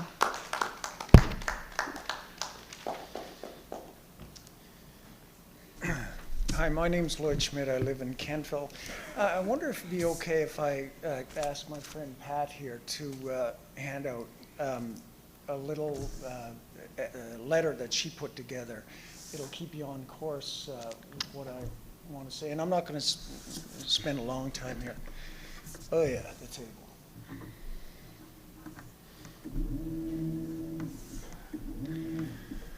What this letter addresses is the idea that Canada's Annapolis Valley has been certified as the world's first smart and sustainable rural region under ISO 37120. The Annapolis Valley in Nova Scotia, Canada has been certified as the world's first smart and sustainable rural region by the World Council on City Data. The Annapolis Valley received gold certification level, which puts it at the top rank of the cities across the globe.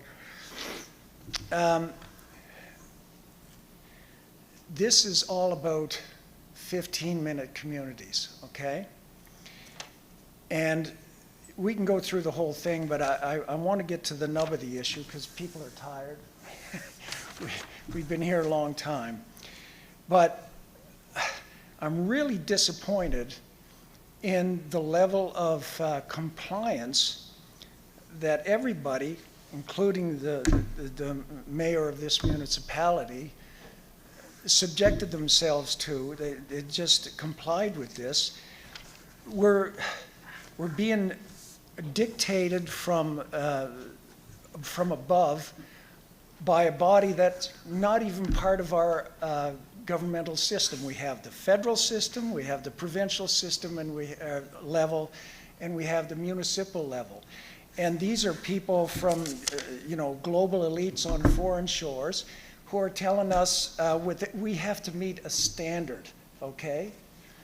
I would really urge this municipal body to reject that out of hand. Never forget that we as Canadians are sovereign individuals. We are free people. We believe in individual liberty.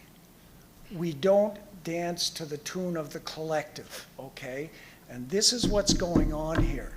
Be aware of this language in this letter. Pat did where'd she go? There she is. She did a very good job of outlining the problem here, okay? This is a collectivist, how can I say this? The litmus test of language that you're listening to, all right? Where could this be said? This language could be used in any communist country in this world right now. You have to parse this out. What's missing in here is the use of language like individual liberty and freedom, free enterprise, individual enterprise, okay? Freedom. That's what's missing in here. This is a collectivist approach, and that would be fine, I suppose, if everybody in the valley here decided that we want to be communist, we want to be a collectivist society, right? Then we would have decided. But what's happening is we're listening to a global body, this, what is it called? The World Council on City Data. Come on. We can decide how to live our own lives. We don't need to listen to somebody else. I'll leave that with you. Thank you very much. Thanks, Lloyd.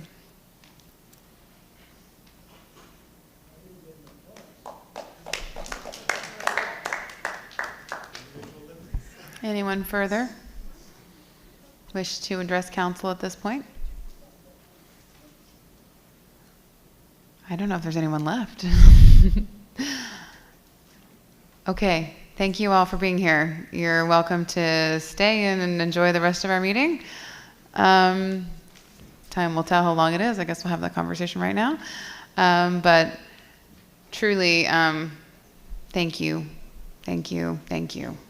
for being here. Okay.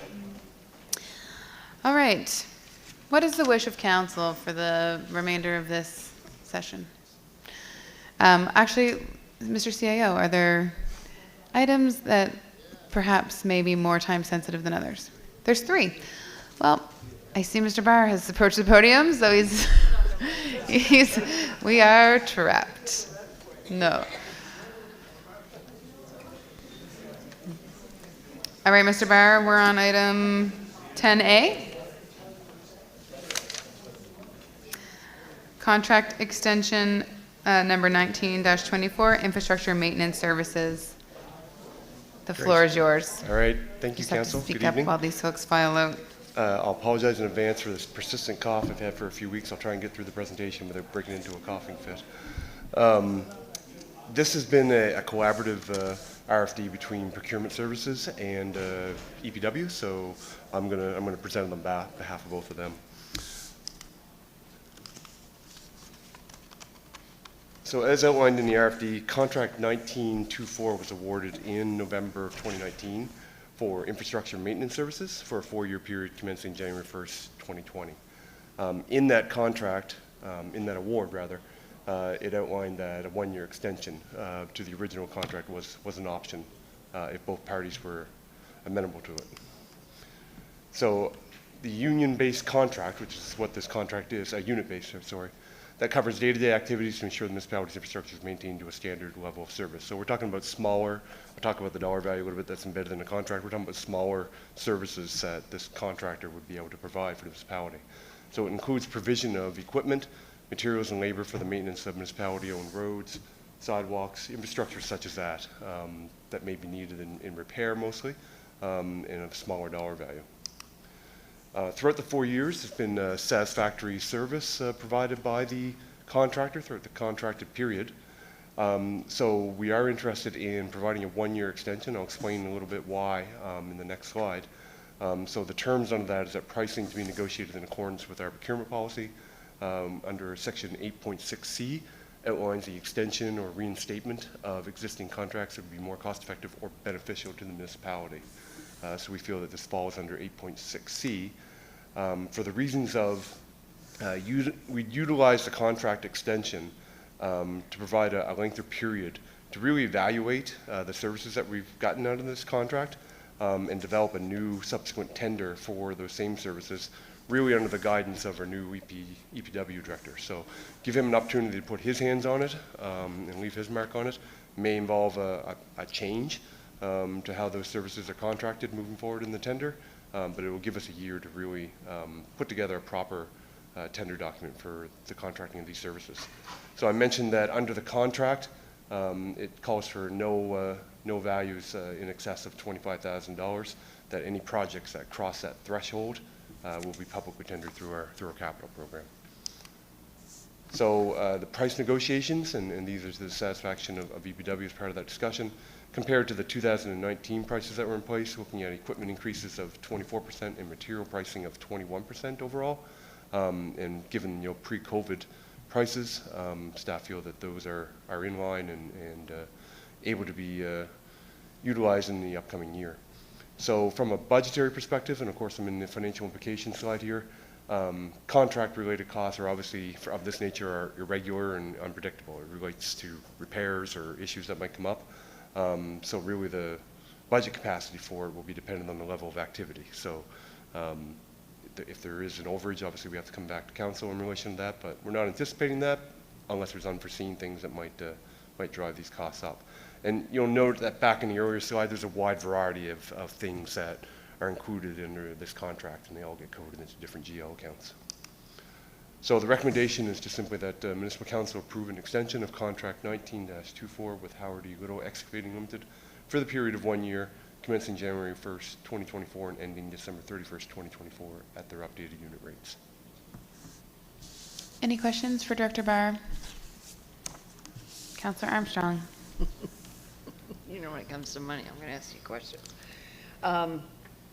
So what was the percentage? You feel the 24% over the last 4 years increase is fair?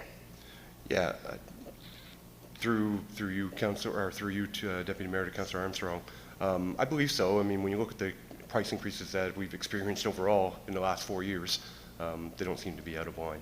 Okay. So this contractor gives you, you said an updated pricing list. So he gives you a cost for a laborer per hour, journeyman per hour, if a journeyman is needed, you know, if there's such a thing in this kind of a contract. So much for a yard of concrete, so much for making it smooth. Right. You know what I mean? Yeah. What comes into play when that's not, there's something that comes up that's not on your list? Like there's always going to be a circumstance where something breaks, we need it fixed. You anticipate it's going to be under 25,000, but these particular items are not on that list. Right. So is it cost plus, or how do you do that? Through you, Deputy Mayor, to Councillor Armstrong, normally I would defer that to the Director of EPW. I'm not going to put him on the spot for that. I presume that if they run into that irregularity, and we've gone through these contracts many times over the years, so I think they're quite well refined. But if there is something that comes up, if it's of a material nature that's beyond our threshold, it'll be something that would have to be tendered or put out through an RFP. But I suspect that if there's something that falls within their scope of work that fits our criteria, they are probably utilized for those services. It's the go-to person for a lot, or go-to company for a lot of emergency type breakage and issues that happen. Okay, thank you. Thank you, Councillor. Councillor Allen. Thank you, Deputy Mayor. Why are we just talking about this one excavating company? Are there no other companies interested in doing this work? Yeah, through you, Deputy Mayor, to Councillor Allen. So in 2019, we issued a tender for this, and so submissions would have been received at that time from various companies, and it was awarded to Howard E. Little for 4 years with an option for 1 year. So they went through a public procurement process initially, and we're looking at doing a 1-year extension and then issuing it through another public procurement process at the end of this year. Thank you. I just misunderstood what we were doing, but yeah. I understand now. Thank you. Thanks, Councillor. That's why we're here to ask questions. Anything further from Council before we make the motion? Oh, Mr. Kerrigan. I didn't mind being put on the spot by Director Barr. If there is an item, through you, Deputy Mayor, if there is an item that isn't in the current contract, then we would ask for a request for a quote from Howard Little. Great. That's good to know. Thank you. Okay. The motion reads that Municipal Council approve an extension of contract 1924 with Howard E. Little Excavating Limited for the period of 1 year, commencing January 1st, 2024 and ending December 31st, 2024 at their updated unit rates. Do you have a move for the motion? Moved by Councillor Killam, seconded by Councillor Granger. Thank you. Discussion on the motion? Seeing none, all in favor or otherwise, please indicate in the usual fashion.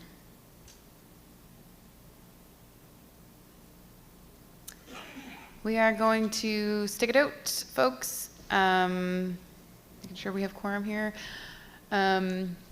which is 6, so we're okay.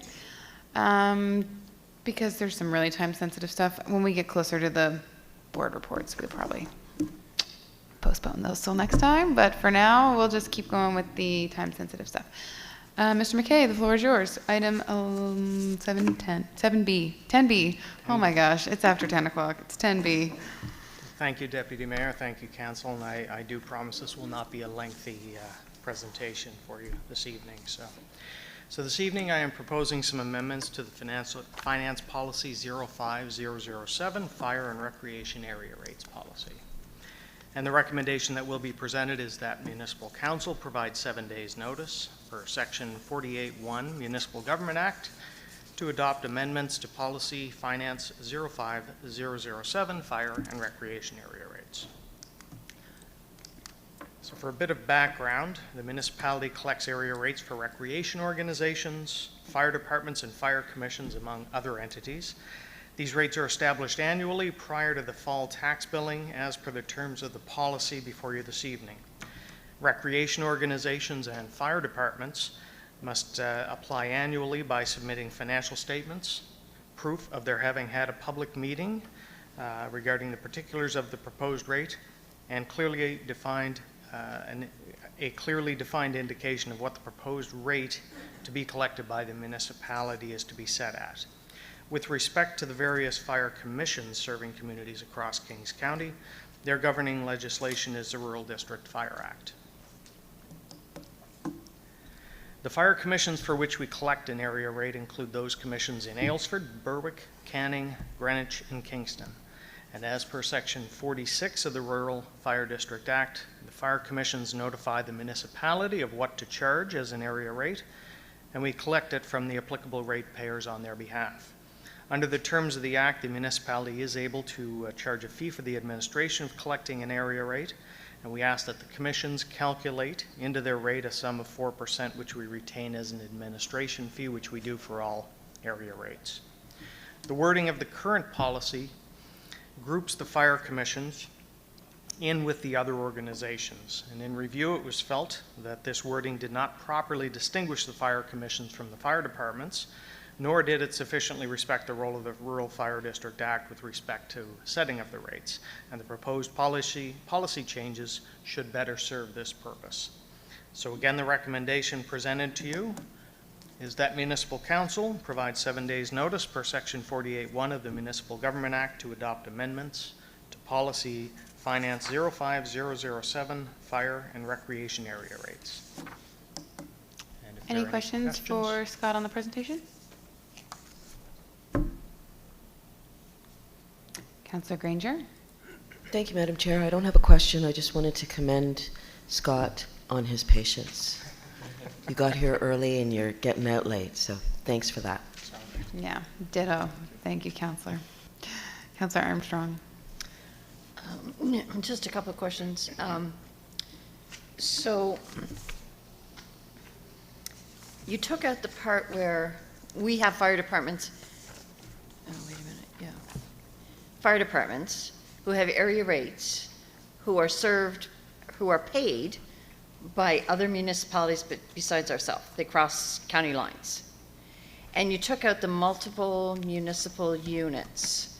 So that, I'm curious to know why. We just, through you, Deputy Mayor, we just felt that it wasn't really as relevant a component anymore. I think it was something that's been in the policy for a very long time, and we just felt that, you know, it was time to clean it up, and that was one of the items that we felt we should pull. But it's still happening. Like you know, some fire departments are paid by other counties to provide service into their areas, and do they not get an area rate for capital? Well, they do, if we think about the Hants border area, but we have a contract in place between, you know, the two entities, the two municipalities, and Well, that I'll be pretty specific. I'm talking about Kingston. Kingston covers you know, quite a significant amount of western Annapolis County. Yeah. So do they not collect an area rate from Annapolis County for capital? That I Through you, Deputy Mayor, I'm not sure if they collect from Annapolis County. I don't even know if they have area rates in Annapolis County, to be honest with you. Right, okay. And the other one that you deleted was fire commissions must annually submit to the municipality the area rate to be collected on their behalf, as well as financial statements, so they don't have to provide financial statements anymore? They have to abide by the terms of the Rural Fire District Act. We do still get their financial statements, but it is not something we felt was appropriate to be in here because it, we kind of wanted to respect the terms of the act. Okay. So we're giving them carte blanche. Okay. All right. Thank you. Good questions, Councillor. Thank you. Any further questions of Scott? Glad to see a policy cleaned up, as always. It's one of my favorite things. Can I have a motion? Or we've read the motion. The motion's been read. I won't do it again. Can I have a mover? Councillor Hurdle, seconded by Councillor Davison. Thank you. All in favor or otherwise, unless there's debate? Seeing none, all in favor or otherwise, please signify in the usual fashion. I also wanted to note, Councillor Meisner told me before she left that she was going to continue watching online, and I forgot to tell everyone. So it's a bit defeats the purpose now that our audience has left, but I was intended to tell everyone that she was going to be watching online, and so she's up to date on all the things we're doing tonight. Okay, item 11, recommendations from Committee of the Whole of November 21st. The motions are in our package.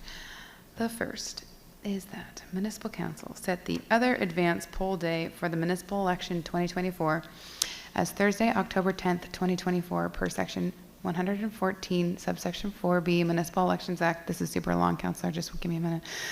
The Municipal Council delegated its powers of appointment of a returning officer and assistant returning officer to the Chief Administrative Officer pursuant to Section 4, subsection 1C, Municipal Elections Act.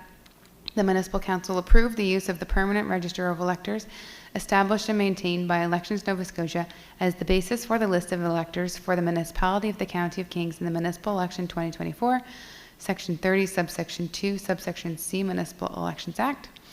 Per Section 38, subsection 1, Municipal Elections Act, that Municipal Council set September 6th, 2024 as the date by which the amended list of electors is to be provided to the returning officer. Per Section 139, subsection 1A, Municipal Elections Act, the Municipal Council delegate to the Chief Administrative Officer its authority to make, revise, and amend the tariff of fees and expenses for provide for a method of rendering and verifying accounts for payment relating to the municipal election 2024. Moved by Councillor Hurdle, seconded by Councillor Allen. Discussion on the motions. Seeing none, all in favor or otherwise signify now. For the benefit of those who may still be listening, these were extensively discussed and presented on and debated at Committee of the Whole on November 21st, 2023, which you can watch online or read the minutes of on our website. Motion carries unanimously. Thank you. Item B, Economic Development Strategy. The motion reads that Municipal Council approve the Economic Development Strategy as attached to November 21st, 2023 request for decision. Mover of the motion. Councillor Allen. Councillor Granger. Thank you. Discussion. Seeing none, all in favor or otherwise, please signify now.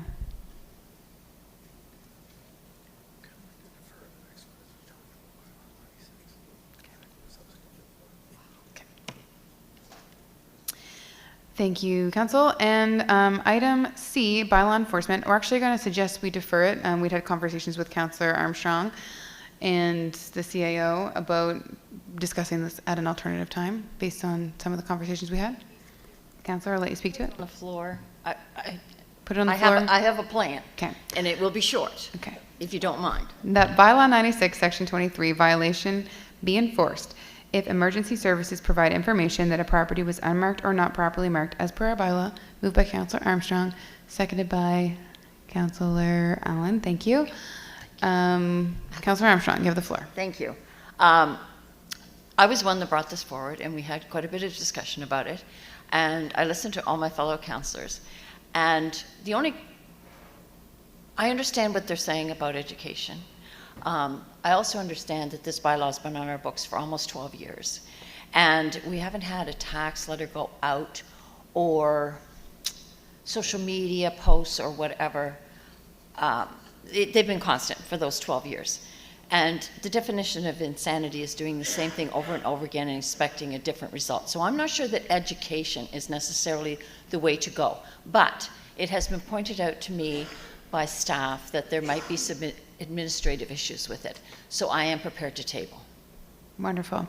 Motion to tables are non-debatable, so councillors move to motion to table. Could I have a seconder to table until a later date? Councillors Davison and Hurdle, or at the same time? Hurdle. Motion to table is non-debatable. All in favor, please signify, or opposed, please signify now. Apologies, Johnny, really sped through that one, so there we go. Your voting should be open. Thank you, Deputy Mayor. You're very welcome. Thank you. And we'll discuss this at another time, but we'll keep the conversation going. Yes. Certainly. And there's a few other things Councillor Armstrong brought up to staff and myself about updates and that sort of thing. Tonight is not the night, but there are a few items of follow-up that we will be bringing forward later on. So we all have, we're all on the same page. So item C was tabled. Recommendations from the nominating committee meeting of November 28th, 2024. Councillor, 2023. Councillor Armstrong, would you like to present these motions? Yes, I'll read really fast. The Municipal Council approved the 2023-2024 councillor appointments to boards and committees as detailed in the report attached to the December 5th, 2023 council agenda, effective December 1st, 2023 for a one-year term ending November 30, 2024. I so move. Second by Councillor Hurdle. Any discussion? Seeing none, all in favor or otherwise, please signify in the usual fashion.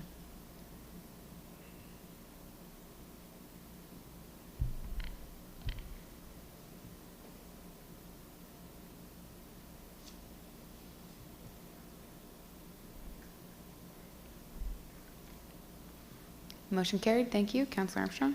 The Municipal Council appoint Christian Andres Curavan Rivera as a newcomer citizen member and reappoint Devin Adams as an African Nova Scotian citizen member to Diversity Kings County Committee for a 2-year term commencing December 1, 2023. I so move. Seconded by Councillor Allen. Thank you. All in favor or otherwise, please signify now.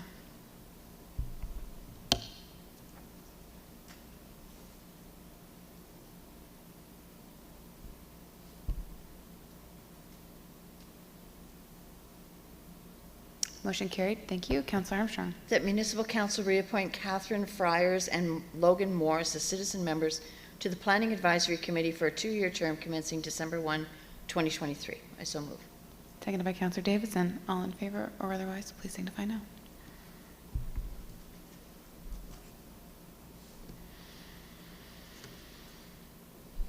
And thank you to everyone who has put their name forward for these committees. Big thanks. Motion carries. Councillor Armstrong. The Municipal Council appoint Michael Schroeder as the Central Area Citizen Member and reappoint Deborah Windell Smith as the Eastern Area Citizen Member to the Police Services Advisory Committee for a 2-year term commencing December 1, 2023. I so move. Seconded by Councillor Hurdle. Thank you. Any discussion?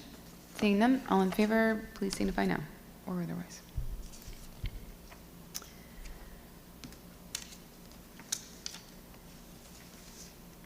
Very close to the end of this agenda.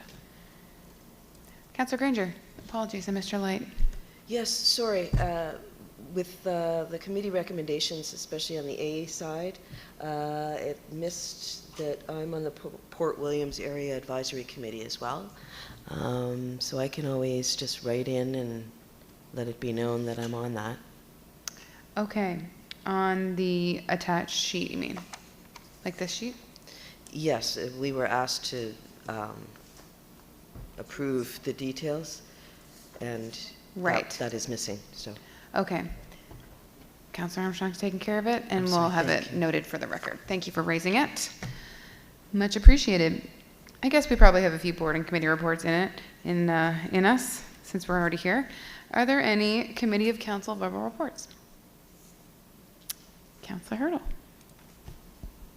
I'm not sure who the reporting counselor is for the rehab board, but I had something that came up, and it's of financial significance that I thought we should be made aware of if we don't already know this. It's a letter that was penned by Kathy Walsh on behalf of the board chair to Minister Boudreau. And do you want me to read the whole thing, or shall I read the things that are important? If you want to give us a gentle summary and forward a letter to us, that would be preferred from my end, but it's certainly. It's a request for financial assistance so that the facility can continue to meet their financial obligations. The rehab KRC is in a deficit position, and the point that I would like to highlight is the paragraph contributed to a significant deficit and a negative impact on cash flow to the extent that providing our November 1st payroll was very problematic, and that they are requesting $450,000 to meet current financial obligations. And so that is something that I thought might be of concern on any type of audit and is a going concern. So I thought that was important to address and note here. Thank you. Thank you for raising it, Councillor. It's good for us to know. Any further committee of council or external boards and committee reports? Okay. We had our first finance and audit combined committee. I forget who's reporting, but, oh, Martha, next time. Okay. Item 14, other business, the 2024-25 budget timeline. We are in December, so Greg, did you want to present it? Or we're just gonna, it's attached to the, I mean, I was there, I could present it for that matter, but go ahead. I can speak to it for sure if you'd Sure. like. I'll come up to the podium. You're okay down there, it's okay, whatever. After 10 o'clock, there's, the rules are out the window. I thought I survived not collapsing, but we'll see. So yeah, recommendation was put to audit and finance around the timelines associated with the budget development. So you'll see the dates that are proposed in here. All the decision points at council are highlighted. The presentations that will be made for deliberations are highlighted, as well as the second round of budget deliberations. So the high level in terms of what's here is that we had a debrief, I guess, would be the best way to describe it, with the former Budget and Finance Committee, and they had some very good suggestions about moving timelines up to give council more time to review the materials, more time to consider post the presentations. So you'll notice there's a couple of weeks gap between some of these items that are a little bit more stretched out. So we've been adjusting our internal timelines to adhere to this. We still will, if the budget deliberations at the first special council meeting result in approval of the budget, we'll still have a budget approved prior to the end of the fiscal year. But April 3rd is just the proposed second deliberation, so not far past. So still able to meet our end of year target with a little more time for deliberation by council and consume the information that we'll be providing to you. Thank you. So, and also note, a bunch of these are on Wednesdays, and that's not our normal day. So for planning purposes, don't assume that these are all Tuesdays, because a lot of them are Wednesdays, and we got to squeeze them in. Okay. We don't need there is a motion. The motion is that Municipal Council approve the 2024-25 budget timeline attached as Appendix A to the November 28th, 2023 Audit and Finance Committee request for decision. Do a mover of the motion? Councillor Allen. Councillor Granger. Thank you. All in favor or otherwise of the budget timeline, please indicate now.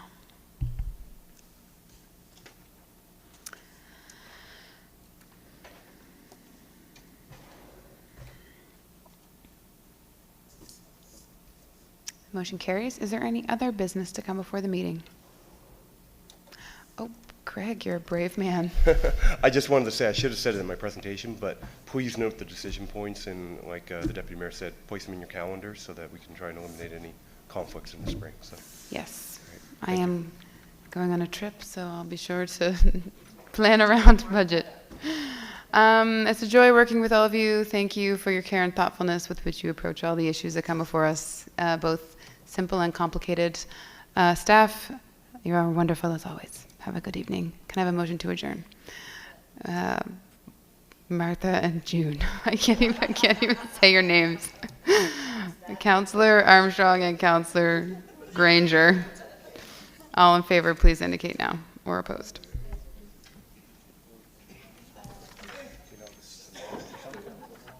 It used to be the norm for this council. We don't do that anymore, and my tolerance has shifted to 8 o'clock bedtime.